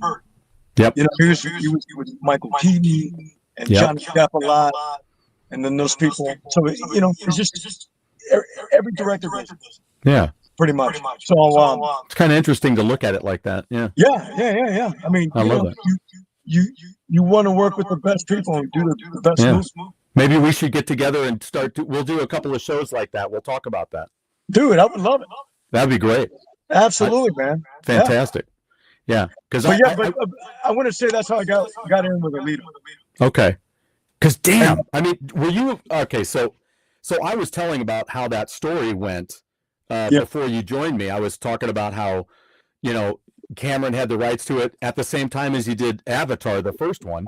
Yeah. And then he realized he'd be making Avatar movies for the rest of his life, but he weighed it. He's like, which one is going to push my company further in certain ways creatively? And he thought Avatar was going to do that. And then he did it. It was a big success. Then he's like, I'm going to be making these till I die. And then he ran into Robert Rodriguez and he's like, you like Alita? I've got the rights to Alita. He's like, I like how you make films. Do you want to make that film? I'd love to have you do that. And he's like, you're right, because he was into the manga. And I heard it from the lion's mouth, dude. He was busy. He always wanted to do Alita. Didn't have the time.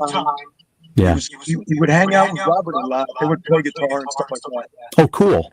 And Robert just was like leaving, and I guess his house. And then he stopped and he goes, hey, by the way, do you have anything for me? I could And then that's when he said, you know what? Come back inside. I got something for you. Yeah. And so he gave Alita to Robert, and he said he trusted Robert with the special effects because he was, because of course Robert did that in Sin City. Yeah. So he knew how to do the special effects, and he trusted him. And that's how we got it.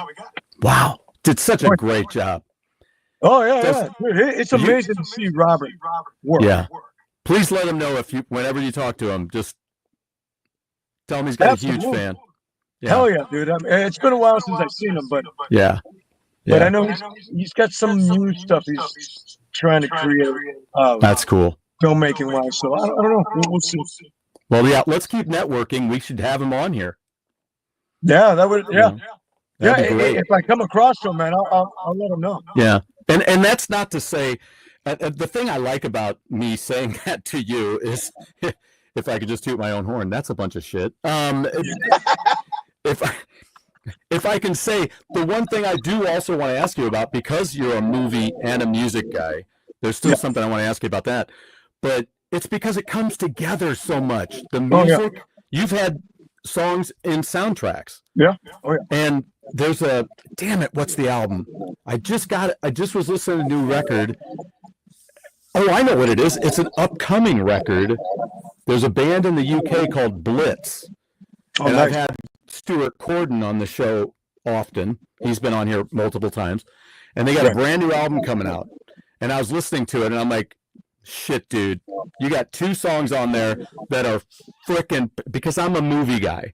Right. And I'm an idea guy. And when I hear things, I'm like, that's a movie shot right there. Oh, that's nice, a movie. Yeah.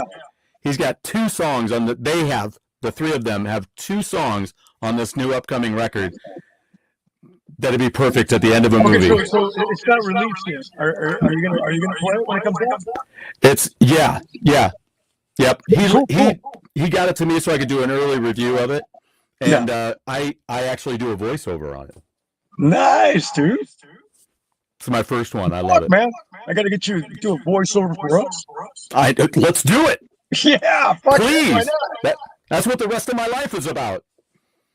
So yeah, I mean, things happen for a reason, man. You know, again, it's like networking. Absolutely, you are absolutely right, and that's really the beauty of it, right? It's like our song, "Betrayal." Yes, is in a movie of mine that I came out in Corsicana. Corsicana, yeah. It's a Bass Reeves movie. Isaiah Washington. That was his directorial debut. Wow. But that's how it came about. Man, when we wrapped the movie and we're at the wrap party, he was sitting right next to me. We're outside at the horse barn where we're doing a horse riding. And we had the fire going, and then he goes, "You in the band?" I go, "Yeah." And he goes, "Why don't you write a song for the movie?" And I right when he said it, I knew what I wanted.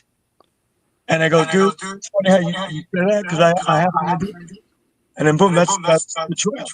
You want it, and then you want to take that song and you want to take it outside, and you want to let it start outside. Oh, yeah. Under the night sky with her singing a cappella in the beginning, right? Fuck yeah, dude. Yeah. Yeah. Yeah. And I got to tell you this, man. It's a crowd favorite every time we play that. Wow. I mean, people really like it. Yeah, there's something about starting a cappella. I just, if you're on and you got it, it's great. You know? Oh yeah. Like we do covers in my band. We don't do originals yet, but we do Bad Time by Grand Funk. Ooh, nice. So I get to do that opening, and I fucking love singing that. I love it. That's a good song. It is. I'm like, why doesn't anybody play this? And I'm like, I don't give a shit. I like playing it, and people love it. So if you listen to some of our shit, man, I mean, I got a lot of old school shit in there. Yes. Yeah. And some of it is, I mean, don't fuck. Billy, I mean, you know how it is, man. Damn it. They have things on YouTube now that says oldies, and it's 80s. I'm like, hey. It's not oldies, man. I remember when I was a kid, oldies were the songs in the 50s. 50s and 60s that started what we are listening to. Now, like you hear 70s music, 80s music being oldies.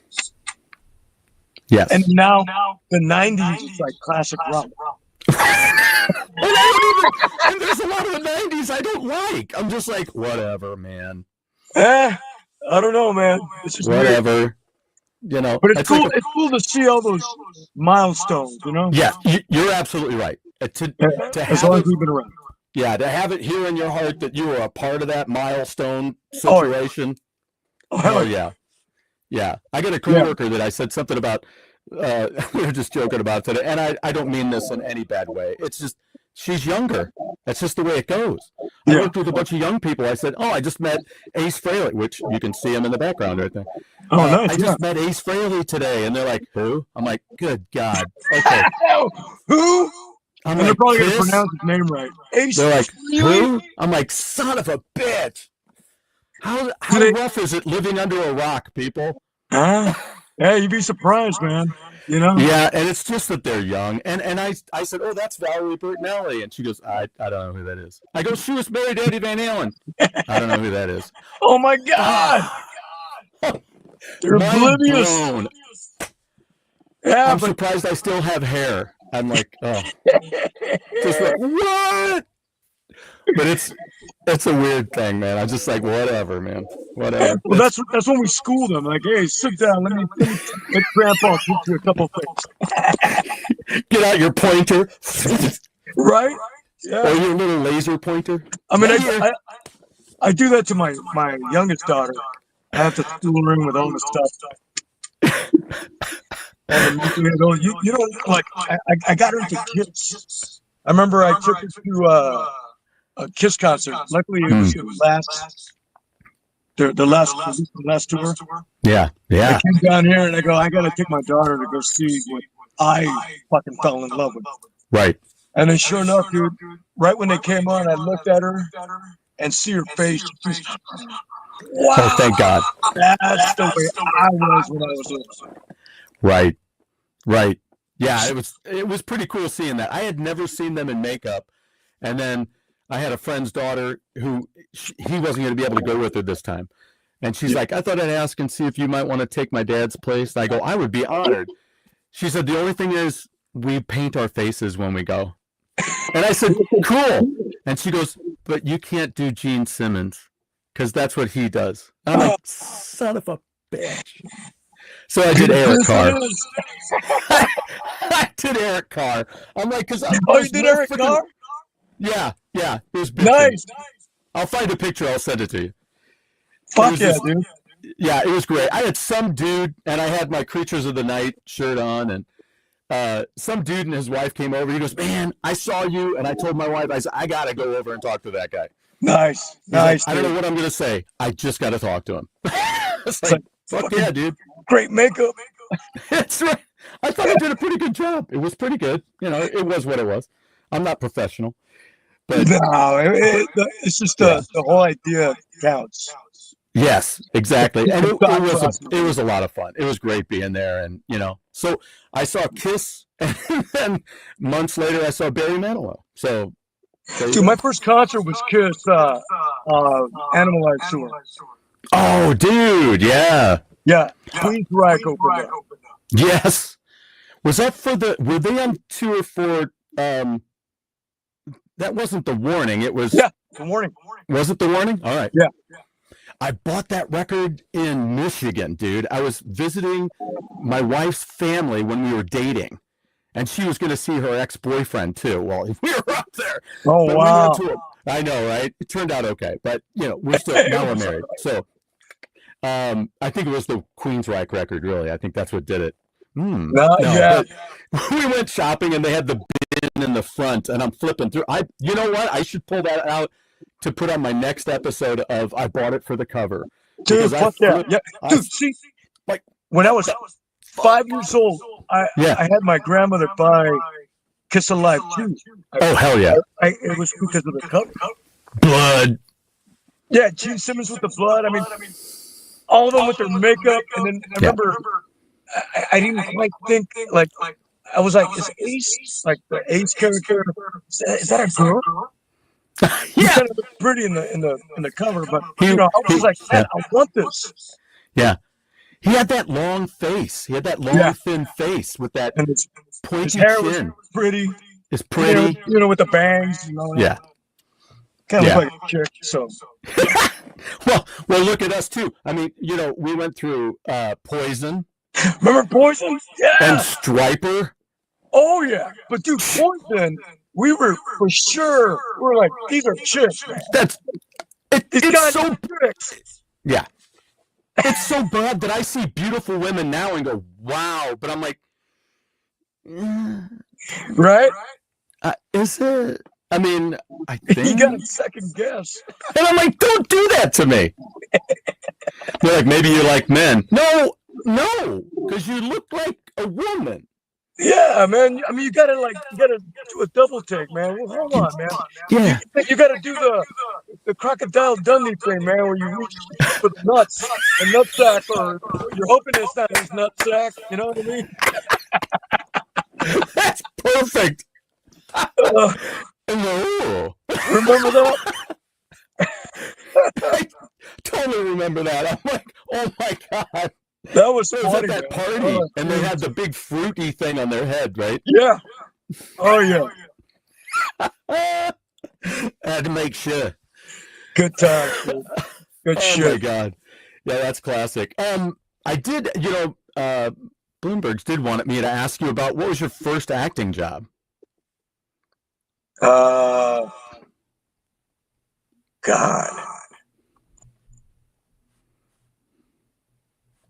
For a second. Isn't that trippy? Oh, dude, it was a movie called Young Producer. Really? I played a hotel clerk. A hotel clerk? No, like Pee Wee Herman. Yeah, dude, it's out there. You could find it. Mr. Herman, paging Mr. Herman. Yeah, Young Producers is what it was called. Jeez, dude, it's funny because I mean I owned it. I remember I found it, and I remember recently going to it's up on my Instagram. If you go down, there's a video there. I posted it up. I'll probably post it again, saying it was my gig. But dude, that was so funny. I was like, Oh yeah. I had my hair was like a bob cut type of hair. Wow. I looked muscular, younger. Your voice is young. You're like, holy shit! Look at that. That's my first acting gig. So that was it. Young producers. And then, what was your first band? Did you start in high when school. you were young? Yeah, it was in high school. It was called Shadow Deep. Do you remember? You ever heard of a band called Pistol Razors? I don't think so. Well, anyways, if you look them up, Yeah. half that band I grew up with in high school, and that was my first band. Wow. We were called Shadow Demon. Shadow Demon. Yeah. That's a perfect high school name. Dude, it was badass, dude. Yeah. Actually, it's better than a lot of them, right? It was very thrash-like. Yeah. Because thrash was big back then. I mean, Metallica. So what year would that have been? That would have been... Me? Yeah. Oh, gosh. Years ago. At least 10 years ago. At least. We don't want to say how old I am. Okay, that's cool. I just turned 60, so, Oh, shit. Okay. Yeah. I know, right? You look good. I don't feel it. Still 15. That's the thing, man. We don't even want to go there. It's like we're not even thinking of our age. Yeah, right. I know. I'm I still can't a believe bit it. younger than you are. Yeah. Well, it happens.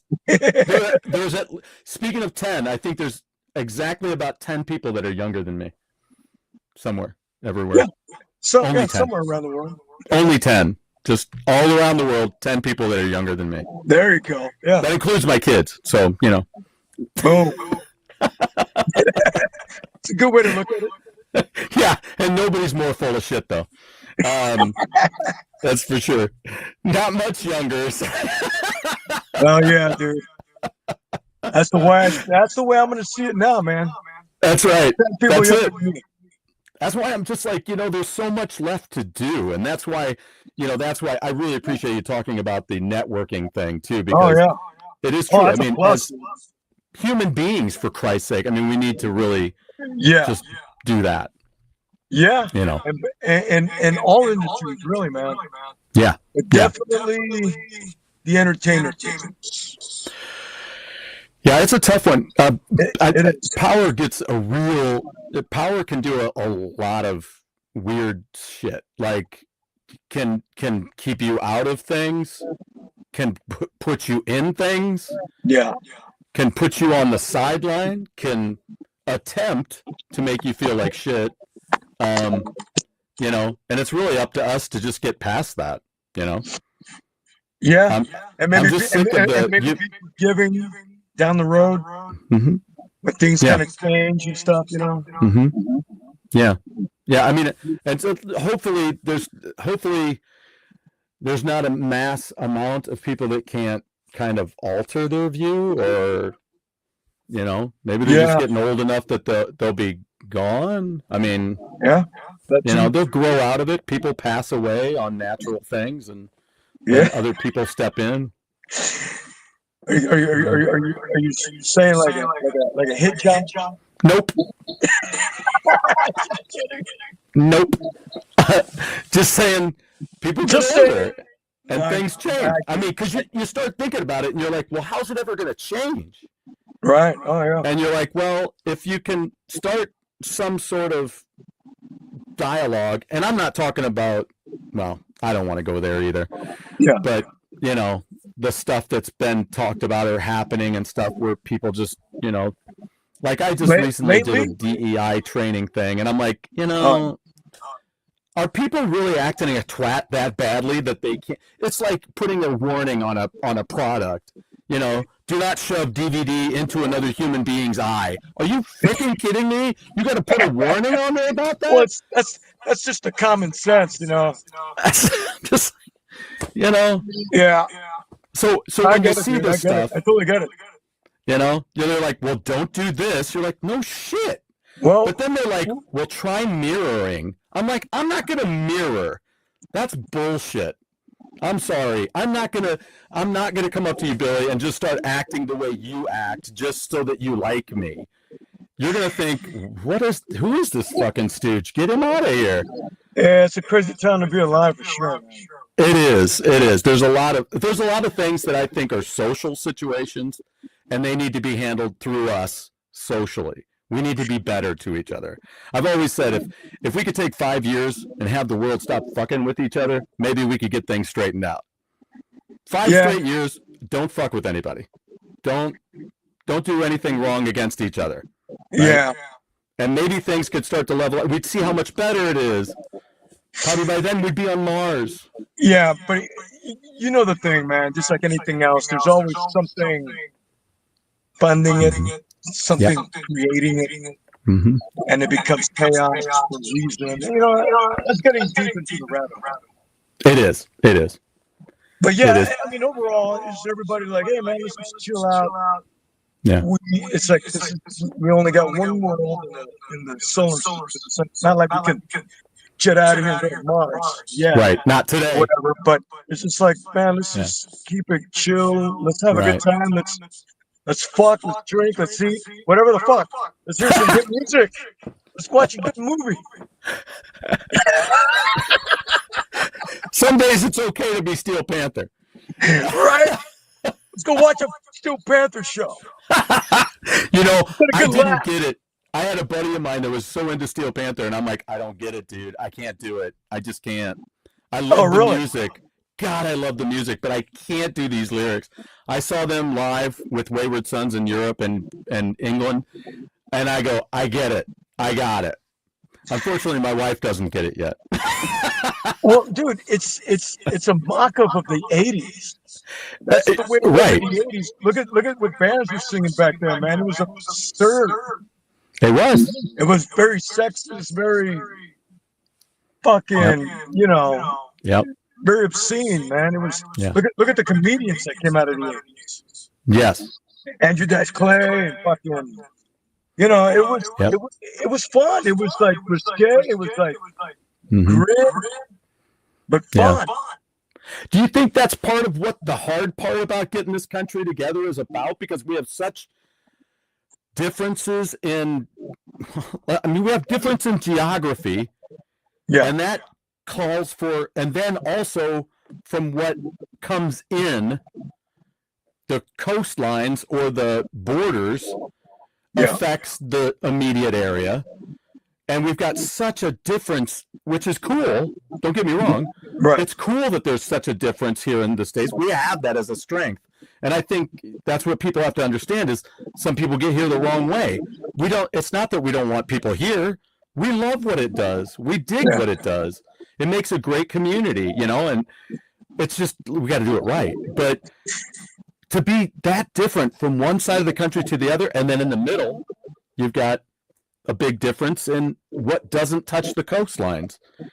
And then you've got the southern areas that are so different. You know, it's so wild. Like, you're from Texas, right? Yeah. Oh, yeah. So it's like, that's totally different. Yeah. It's dude, it's so weird. Like today, you know, especially like people getting offended easily, stuff like that. Mm-hmm.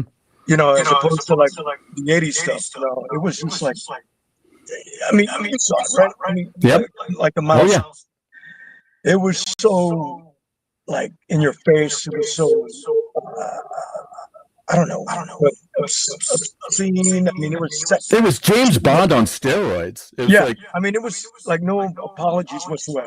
right. And like, even like the commercials back then. Like, remember the beer commercials? How risque they were.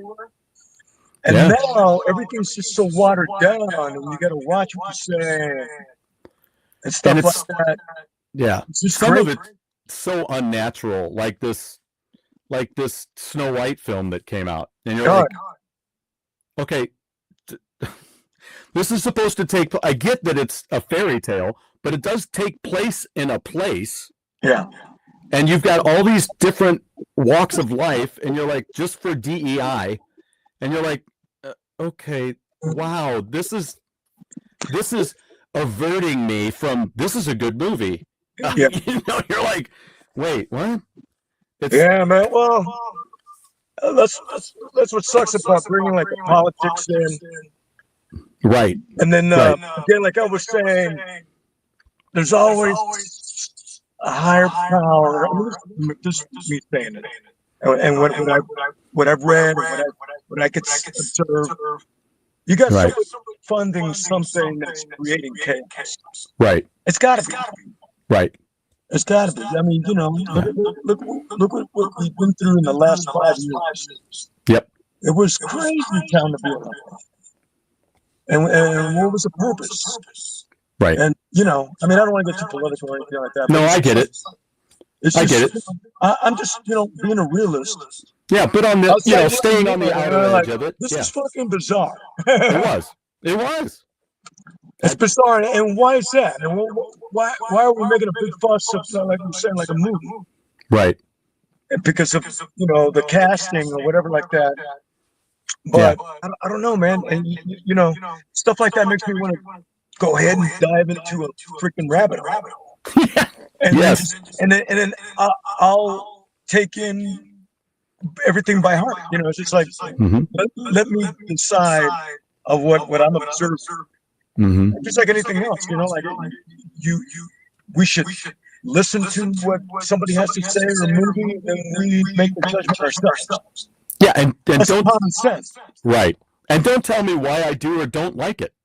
Yeah. Don't tell me not to like it. Exactly. You know, you're a misogynist. No, well, that's not. just like fascism right there, man. Right. Yeah. Right. I'm like, what? What? It's like, what? I know, man, but it's just, I don't like it because it doesn't make be alive. Yeah, it doesn't make sense. And also, you know, it's like I say, look, I just don't like it. I don't like it because, in my case, I think about Marvel, and one of my favorite characters is Shang-Chi, and I'm like, oh, nice. As soon as they called that out as a movie, there's a little bit of see, because I bought issue number 31, I think it was issue 31, at a gas station. My dad bought it for me on our way to Arizona. Fuck yeah, dude. I found it, and here's Shang-Chi like this, against a tank coming through a wall with a chick in the background with a whip and like a bikini style outfit on, and I'm like, what the hell? And I look at inside it was a Gil Kane. I think Gil Kane did the cover, and the inside was done by Paul Galassi, and I'm like, oh my God, this is James Bond and Bruce Lee movie put together in one. Oh yeah. So I was totally in. But when they announced that they were doing one, I'm like, why are you doing that? Nobody gives a shit about this character. I love him, and I want to be excited, but you're gonna fuck it up, I'm sure. And you know what? Did you see the movie? But you know they're gonna do it anyway. Well, because they're the rich kid, and they bought it, and they can do whatever they want with it. Yeah. Just But like, they just also like know they've got me hooked. remember the reboot of The Crow? Everybody was against that shit. I still haven't seen it yet. I mean, I want to see it. I've just been so busy. Yeah. But it's just like they're gonna make it anyways. Right. I mean, if they want to do it, if they have the rights to do it, they got the money, they're gonna do it. They're gonna do it. And they should. I mean, Right. I guess. And we'll see if I like it. If I don't like it, then I'm not gonna promote it. There you go. That's it. And Same don't thing tell with me why. Same thing with like the new Kiss record or something like that. You know, Yep. everybody, you know, especially like a band and that demeanor, that you know, that being a cult classic fucking big rock band. Right. Everybody likes their old shit, but when they put out a new one, everyone's like, oh, fuck that, man, it sucks. Nobody wants to hear new shit. It's like, you know what I mean? I want to hear the old shit. Right. Although I did like Monster. Yeah, no, I like, Yeah. I like Yeah. a few of the songs. Yeah, but that reunion record, which nobody played together on. Horrible. There might have been a couple of good songs on there. I'll say There are. Yeah, don't get me wrong. Yeah, it was like, it was so, the anticipation was there where the letdown was bigger than the gratification. Psycho Circus, great song. I mean, it had great songs, but not a great record. Gene had a good song. Mm-hmm. Into the Void was all right. Into the Void, that was a good Ace tune. That was Ace Frehley, right? Yep. Yeah. Yep. But dude, like Ace's new record is fucking amazing. Right. It's just like, well, I don't know. He's like the better songwriter. Exactly. Right. I mean, I think so. I think so. Yeah, and it still has its. I mean, you know, when you think back, on Ace songs. I mean, Ace has this great way of doing. How do I want to say it? He has just got some of the silliest lyrics sometimes. Yeah, campy. You go out, you have a piece of meat. Yeah. Oh yeah. Well, I mean, like that song, like satisfaction, and he kind of rhymes and doesn't make sense. It's almost like very kindergartenish. But you don't give a fuck. You see him not giving a fuck, and it makes it good. He's like the guy that just writes notes about his day and then sings it. You're just like, okay. All right. Yeah, very, very elementary like. Right. I'm like, I probably would have said that differently, but okay. I mean, okay. Or like the 100,000 volts, whatever the he sang about. Yes. And I remember hearing like he had when he was promoting that, and people were like saying, "Don't you want to say watt instead?" But he's saying volts. I don't know. I guess it hits it off better. 125. What was it? 121 gigawatts. 100,000 volts. Yeah. You're like, okay. Volts. All right. But only Ace could do it, right? Right. Exactly. Yeah. That's the part of electricity I understand. I'm going with volts. But dude, look at Gene Simmons' lyrics back in the day, man. Oh yeah. Very cheesy like. Oh yeah.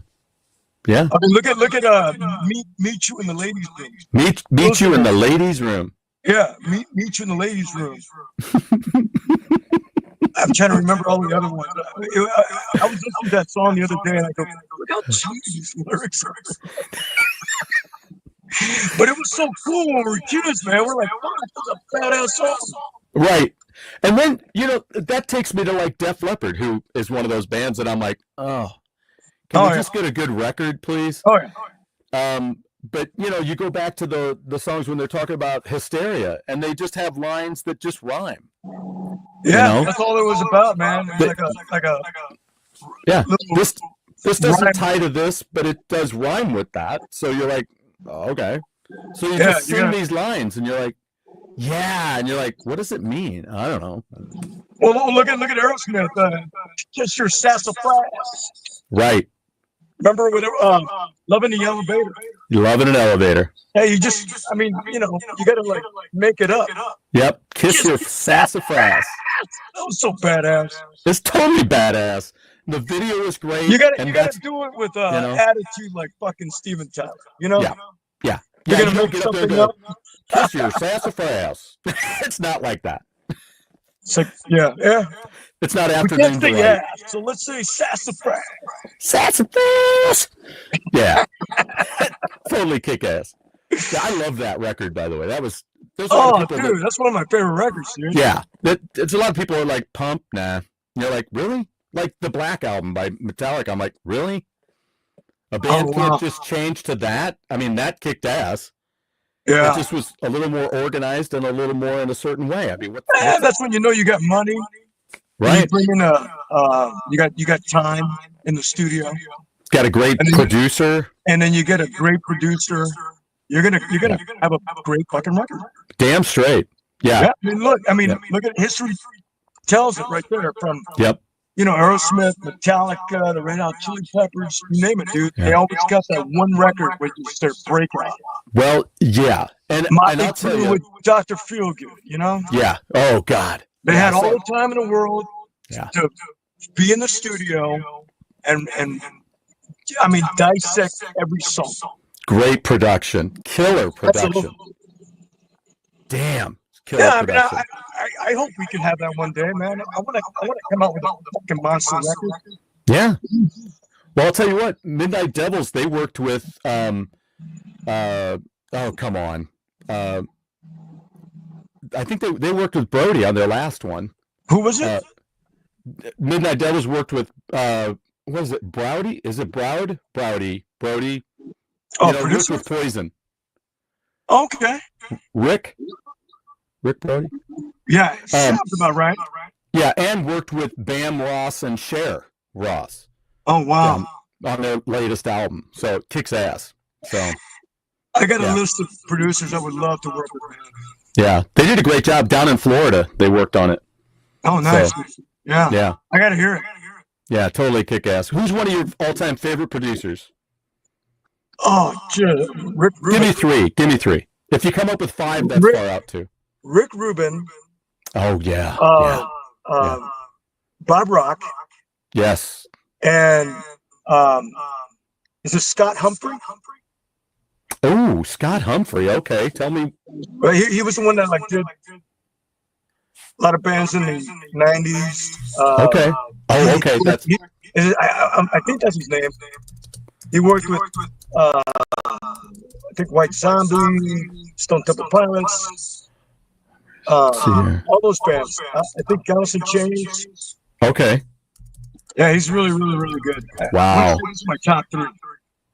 Yeah, Scott Humphrey. There you go. Yeah, Scott Humphrey, dude. Yeah. Oh, he worked with Tommy Lee on the Methods too. Methods of Mayhem. Yeah. Yeah, and he did the Generation Swine record. Oh yeah. Yeah. Which is one of my favorite Motley Crue records. It is mine too. However, I still love that Motley Crue record with John Corabi. Oh yeah, dude. God, that kicked ass. Bob Rock did that, right? I think that's right. Yeah. I think that's right. Because man, that was sexy. That was. It's just unfortunate, man, that. Yeah. They were just saying, what if they didn't use Motley Crue? Right. And they used another name, and they would have been better. I don't know. It's kind of like yeah. You and I being Kiss fans, it's kind of like The Elder, right?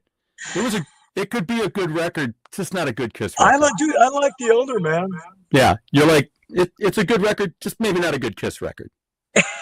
Yeah, that's true. Well, they try to do the concept record, Yeah. Right.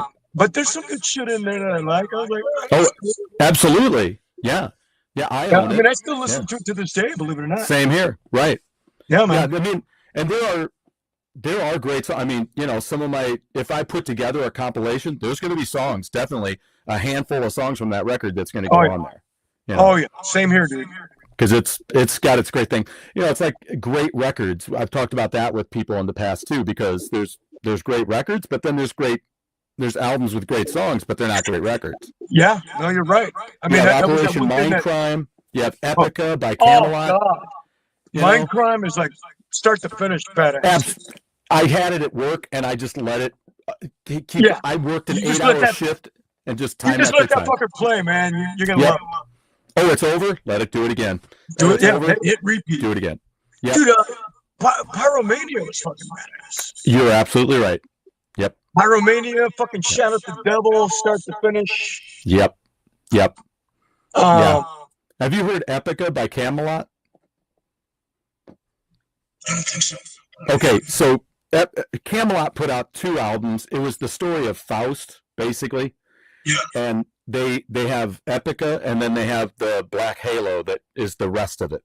But they're both great. But Epica, shit, it's just like that. It's like, just let it. I did that at work one day. I used to work for St. Louis Music, so we were the guys that did Crate and Ampeg, and then we were purchased, and then they just kicked us all out. So, but yeah, I'm working on the computer, listening to that album time after time after time. It's a great record. So, I gotta hear that. I mean, yeah, you do. It's good God, Khan is one of my favorite vocalists, favorite singers. He's a singer, not a vocalist. He's a singer. From that band? Yeah.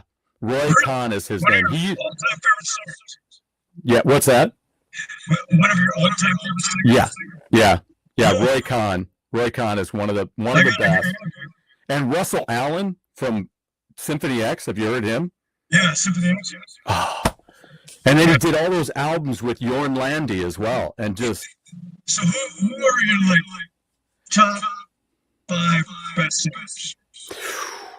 Okay, Rob Halford. Yeah. Dio. Oh, yeah. Probably I'd have to put Roy Khan on there, Russell Allen, and I'd have to say probably Glenn Hughes. Oh, Glenn Hughes, yeah.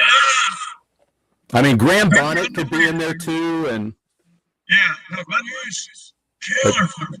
Glenn, he does it all. Yeah. Soul to metal. I mean, see, I like the uniqueness in people's voices. Yeah. And they might not be a good singer, but I like Ian Ashbury. Yep. Yes. I sing some of that in my band. His voice is so dynamic. It's like when you hear him, you know who it is. Him, I like Terry Farrell, dude. Yes. It's just so unique. Yep. One of my favorite singers too is I didn't even mention him, is Henry Paul from the Outlaws, and then he did a country band called Black Hawk. Oh shit! I gotta hear that. And I'll tell you what, I don't like country. I'm not all right, let's back it up. Let's not be a complete dick. I am not an asshole, but I am a dick. Okay, so I'll back it up. I am not a country fan, right?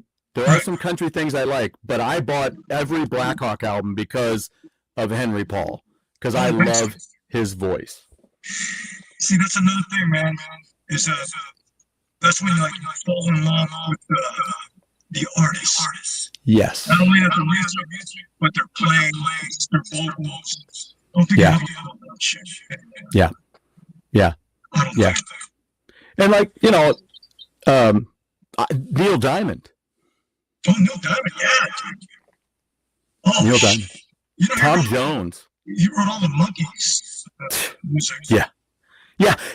And when you talk about characteristics in a person's voice, that's Mike Nesmith. Yeah. He does that lilting thing. Yeah. It's not perfect, but damn, is it fun. I love it. Yeah, exactly, man. It's just there's something about it, especially when they know how to use it. Yes. I mean, look at Steven Tyler, too. Oh. He's another one of my favorites. It's just, he knows how to fucking use it. Yeah. And never do you go, wow, that guy sounds like Steven Tyler. No. Freddie Mercury. Why didn't I say his name? Oh, yeah. Another good one, dude. Good Lord. As Toby Jepson said to me in earlier interviews, standing on the shoulders of giants, right? Yeah.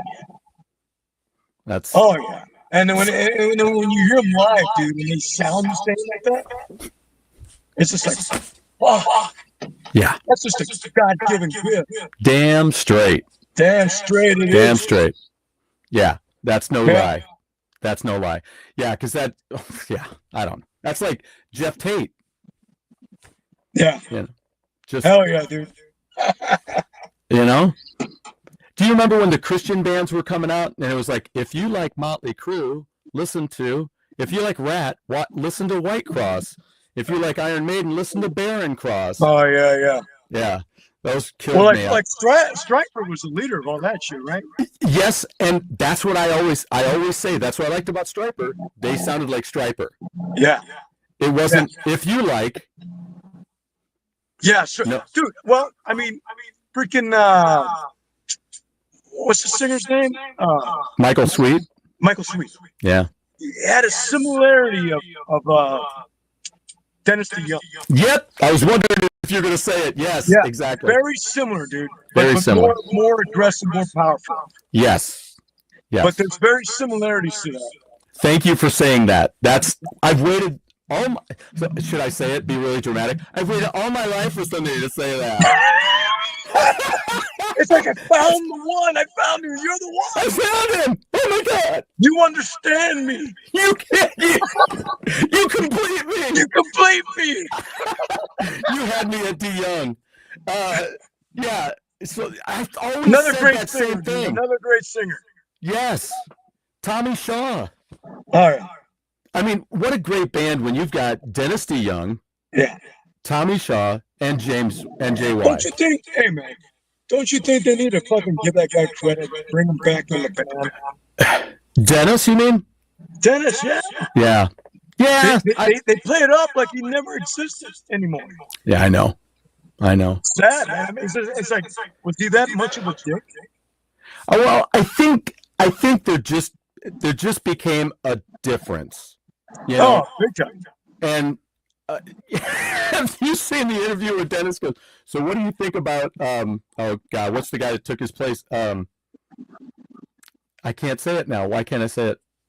What band? Anyway, the guy that took over from Canada. Oh yeah, that guy. I don't know his name. Yeah. So he I can say it any other farting day. That's what I do. I'm a music freak and I can't think of it. So he goes, It'll come to you after we I'll call you at 3 a.m. And I said, and he said, he says something about like, well, he's the best. That guy. He's a replacement. Right. He's certainly good at being him. You know. Well, look at Steve Perry. Oh, good. Yeah. God. I mean, that is one dynamic. Another great singer, dude, but nothing like him, man. Unique voice. And then you get this Asian guy, right? Mm-hmm. It just sounds like him. Wasn't he like a tribute band? Is he like Puerto Rican? What is he Guatemalan? I don't know. I thought he was Asian. I thought he was like from Japan. Lawrence Gowan is the guy that's in Styx now. Yeah, from Canada. Oh, so that's the guy. Yeah. No, but the guy that took over... Lawrence Gowan took over for Dennis DeYoung. He's like, well, he's certainly the best Lawrence Gowan out there. Oh, wow. I'm like, damn, Dennis. Okay, so Journey. I'm like, shit, man. Kick him in the balls, why don't you? Right? Damn it. Yeah. Did you know that, did you know that Robert Fleischman, hoping to meet him in a couple of weekends down in Nashville, he was on that first Vinnie Vincent record? Yeah, that's right. And did you know that he was in Journey for a bit? No. Yeah, right before Steve Perry was there, he did some shows with Journey, and there's footage of him out there live on YouTube singing for them. Great. Wait. This was before Steve Perry? Mm-hmm. Oh, wow. No? Yeah, it was right before he came in. Did not know. Let's see. Arnel Pineda. Let's see. Where was he from? Oh, the singer now? Yeah, is that from Japan? No. Or is there a new one? Like after him that's from Japan? Oh, geez, I don't know. Okay. I thought it was like an Asian dude. Okay, yeah, I don't know. I'll have to find out. I don't know. Okay, yeah. But of course, he sounds just like him. Oh, I know. And they will for a while. But I mean, Dean Castronovo, for crying out loud. Yeah. He could just sing it all. I'm like, it's like when Blue Murder came out. Oh, and I'm like, John Sykes, you've been in Whitesnake this whole time, and you sing like David Coverdale, if not just a little stronger. Yeah. Like, Isn't that crazy? where the hell have you been? Yeah, man. But Blue Murder was really good. It's killer, man. It's too bad they only did 2 records. That was sad. They did 2 records. Yeah, that was it. I mean, That's so fucked up that what David Coverdale did with the band, and you know what I mean? Right before Yeah. the biggest album fucking breaks through, he fires everybody. yeah, you wish, I don't know, maybe sometimes you don't wish you were in the room, because if you were in the room, you'd be like, fuck that band anymore. I'm not doing that. That guy, that didn't go right. I didn't like how he did that. But Yeah, yeah, I heard about it. I mean, I knew about it long ago, but it was just funny that it's like, you see the video, and you're like, they're not, that's not the one. right. Well, that's like when I heard that. So, are you familiar with City Boy? Sounds familiar. It's fantastic. That's who Mutt Lange was producing back in the 70s. Oh no, okay, cool. So then Steve Walsh. So he was working with them. They did multiple records. They did one in '79 called "The Day the Earth Caught Fire." If you want to start somewhere with City Boys, start right there. I've heard of the band, dude. I got it. You know what? I'm sure I've heard their shit. I tell you what, I bought it because it was produced by Mutt Lange, and the back cover photo looked cool, but the front cover kicked complete ass. It's one of them I bought just for the cover. All right. And I fell in love with it. Great harmonies, everything is fantastic. I'll and go it's a check Mutt it Lange out, dude. production. So go check it out. he was working with them for years. In that band was their guitar player. Now I'm off track on that. But Mike Slammer. And when Def Leppard did Hysteria, it's my understanding that Mutt brought Mike Slammer in to do the guitar work on that. Oh wow. That's why sometimes when you see a band live, you're like, well, the guitar solo sounds a little different. It's because they were not on the record. They wrote it and they played the song. They wrote the songs, but somebody else played it out. Yeah. You know, and you're like, I get it. I mean, because if you watch that movie Hysteria that they had for VH1 Classic, VH1 Classic. You ever see that movie about Def Leppard? Yeah, I did. It goes all the way up to Hysteria. You remember what a freaking mess the band was at that moment. Oh yeah. I mean, Steve Clark was completely out of it. Oh yeah. He lost his, and then Rick lost his arm, and Phil's kind of the new guy still. Like, what's going on? You know. Yeah. And you got to bring somebody in that knows what they're doing. Mike Slammer was dead on. He played when Steve Walsh left Kansas. He came in and did Streets with Steve Walsh. Wow. And Billy Greer. That's crazy to hear like history like that. Mm-hmm. Like the bands going, what they've gone through, and or who was in this band and the transformation. Right. You know, if anything, when you see that, you should get any band the encouragement of just sticking together and working. Because the big dogs did it, and they went through so much hell. Oh God, yeah. Yeah. Very inspiring. It is. And just, I mean, if you want to think about how to get through a band, you know, and that's the thing I tell people about bands. I'm like, if you're going to start a new band, you need to have a band meeting. Oh yeah. Little powwow. Yeah, don't just go, woo, this is fun. We're gonna, you know, you're like Wayne's World. Okay, we're in the band. We're gonna do a good job. Yeah, no. Yeah, you got a lot of like voting, a lot of disagreements, agreements. Somehow, how can we compromise? Yeah, where's your ego when I got to replace you for a night because you just said you can't make that gig next Friday? Yeah. You know, are you going to be mad if I hire somebody? Right. Yeah. You know. Luckily, we don't have that problem in this band. We do powwows, of course, and we try to compromise on everything. Do a majority. Yeah. Kurt Bradshaw's in here, and Television Gamer's in here. I'm going to see him a little bit late, hopefully this weekend. He thinks I'm going to be on Saturday, but I'll be there on Sunday. We're going to do this. They have a video. Do you do video games at all, Billy? What is it? Do you do video games at all? I mean, if I do, it's when I play with my kids. Okay. What do you play? Do you do a Switch or do you do Mario PlayStation? Brothers. Yeah. Or the Lego Batman. Yes. Yeah, those are great, I man. keep it simple. Yeah. I do too on a certain level, Yeah. I was just talking about Resident Evil earlier today, and I'm like, ooh, I remember when I bought it. Now, here's a really... Okay, Bloomberg's... Ask Billy if he has tattooed any penises lately. I think like the most complex I've done was the Star Wars video games. Oh, yeah. Yeah, those are pretty wild. And then they have the Harry Potter Lego ones. Yeah. I think I have one of those. Jesse Contreras is here. Crow reboot is terrible, says Jesse. What is it? He's talking about when we were talking about the Crow reboot. Oh, is it horrible? And Jesse Contreras is here and says it's horrible. That's terrible. He says. Oh shit! I mean, I was hoping that it would somewhat like they would make it fucking, badass. If they're gonna reboot, they make it badass. They kind of rebooted the Phantom too in the future. Yeah. And it was shit. Yeah, that's too bad. I know. I didn't mind that. They did a Phantom series that was done by that company that does all those elongated. They did Ion Flux style, Yeah. Where all the characters were kind of elongated, and they did a video game based off of it for the Super Nintendo.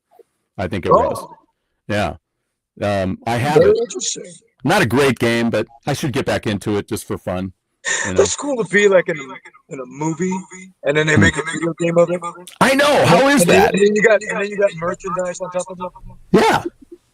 But that's like cult classic stats. Yeah, you're immortalized. Yeah, exactly. Yeah. That's got to be killer. Oh so yeah. Did you have an action figure from Alita? No, but I have an action figure from Rob Zombie's 3 from Hell. There you go. Who did it? McFarlane or somebody? Who did it? No. Okay. My guitarist. He made one of me. That makes it even better. You ever watch 3 from Hell? No, not yet. Not yet. Well, you're not gonna recognize me, but okay. Because they got the Black Satan. It's like a gang. They have this mariachi freaking masks, like the restaurant. Right. And I'm the short one, of course. The shortest. Okay. But I don't want to give no spoilers, but you got to watch it, and then I'll tell you which one is me. Okay. Yeah. Oh man, that's awesome. Yeah, I look forward to doing that. But it's very iconic. I like the characters. Yeah. And so it was cool, the outfit and the mask. Yeah. How did you like? I mean, how do I do this?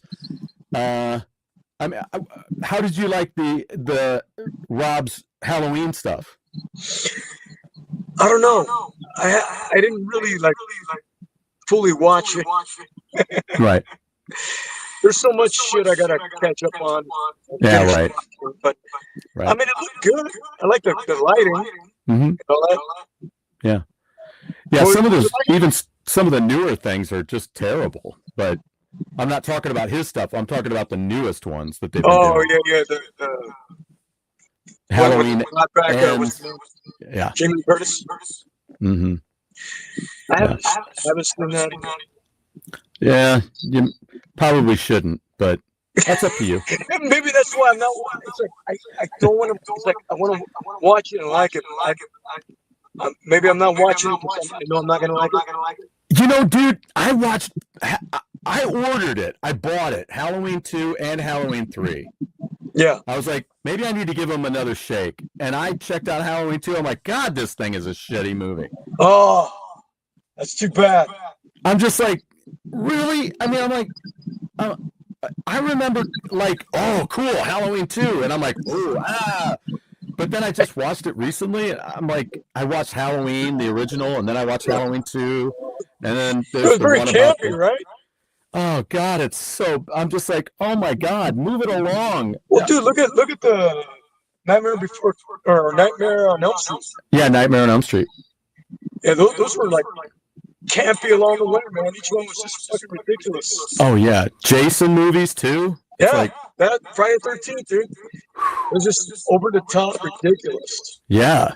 I remember meeting Ron Polillo, Horshack, after he had done that movie. And What did he say about it? It's just, it was what it was. It was a paycheck. And you're absolutely right, Billy. That's what it is. It's the money, man.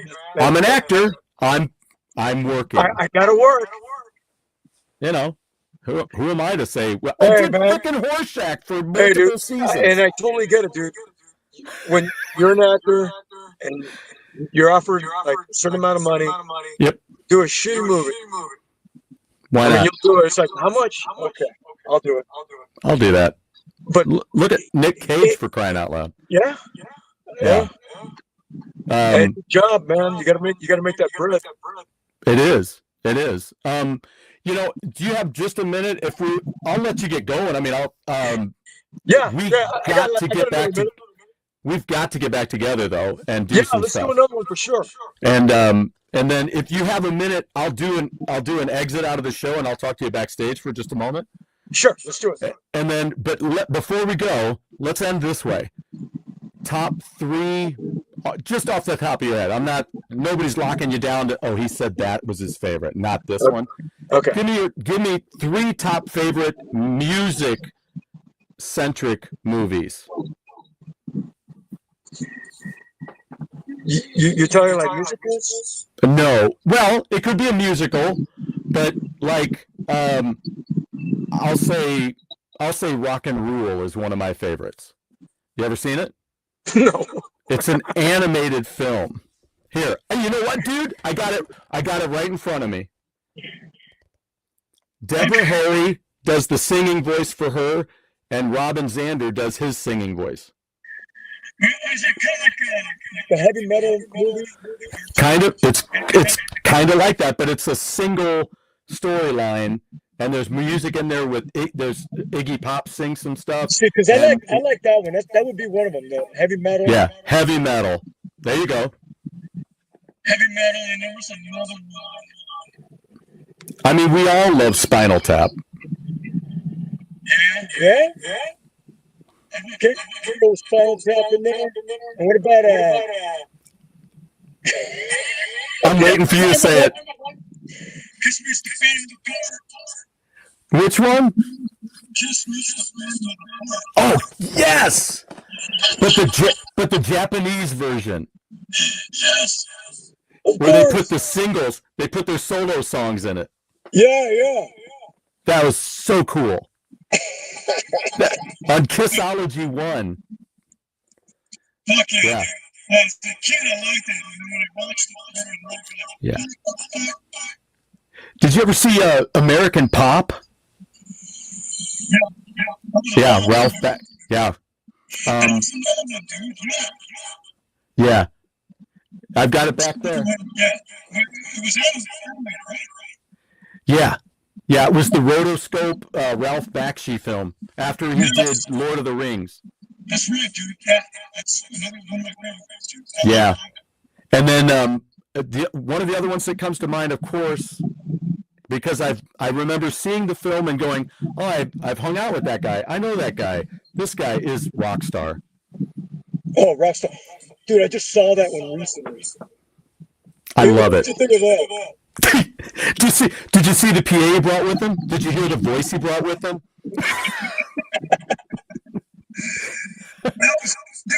It was entertaining.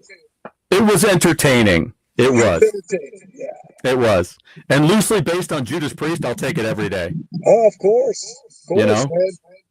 You mean Kim is a guy? Yeah. Better freaking metal band to go off of, you know? And what great songs, too. Yeah. And you had Jeff Scott Soto, Mili Matijevic doing vocals along with, what was the third one? There was, come on, I thought there was 3 of them. Like actual singers. Yeah, because everything that came out The of guy Mark. from Third Eye Blind. Oh yeah. When they because they did "Colorful," which was a Verve pipe tune. Yeah, and but yeah, I mean everything that came out of Mark Wahlberg was Mila Matijevic, and everything that came out of Bobby Beers was Jeff Scott Soto. Yeah, but what band was he in? It was Steelheart. Mealy Steelheart. Yeah. Yeah, and right. he still sounds like that. Yeah, he's incredible, dude. Yeah, I remember he was touring just recently. Yes, absolutely. Yeah, I just saw him recently here, and hung out with him. He and I did some coffee labels for him years ago. I do graphic design too, so yeah. That's cool, dude. Yeah, it was pretty cool. Yeah, it was neat hanging out with him and stuff. And I met him out in Vegas, and it was really cool. Fucking really Vegas. Cool. Yeah. I love Vegas. So we'll have to talk about that too next time. Come up with some of your favorite music movies and stuff like that. We'll talk about that. Yeah, man. We'll definitely do like a top 3, top 5 list for sure. Yes. Yeah. Anything you want to say? Shout out to your band members, to your fans. Yeah, man. I mean, whoever's listening, thanks for logging on and listening. Watch out for LSD playing. We got some shows coming up. We got new music coming out. I'm pretty sure we'll do a video. Cool. And then, I got a movie that has some of my music in there as well. Cool. And I'm the main guy. It's called Tonic. It'll be out April 30th. Oh, get out of here. Yeah, man. You got to watch it. It's got, like, I wrote the opener. Lou wrote the closer. It's got a couple of LSD songs in it. Wow. And it's a movie about a musician. Okay. Which I wow. Down out of his mouth, pretty much. I mean, we've heard it pretty cool, but we did it very, very, very, very confidently. Wow. So yeah, watch out for that. Awesome. All right, I will do that. Do another segment on that. Yeah, let's do that. Let's talk about it when it's close. Yeah, for sure. And we'll do that. I'll have you on. We can do it as a special segment on any day. Fuck yeah, dude. I said we should. Yeah, hell yeah. All right, good. Well, hang tight, and then I'll do this out, and then I'll talk to you backstage real quick. That'll be great. Cool. Thanks, man. All right, everybody, take it easy. And remember, when you step outside your door every day, you're in everybody else's world. They're not in yours. So act accordingly, and especially don't act a twat. So, maybe use your damn headphones when you're in the damn store. Maybe get out of the passing lane. I know I say it every time, but people still do it. It's an emergency lane. God, get out of it. So, shit. Okay, that's enough of my soapbox bullshit. All right, folks, have a good one. We will see you next time. I'll say next time because I'm going to be here sooner than next Wednesday. Billy, thank you. Thank you, man. Appreciate it. Talk to you guys soon. Can you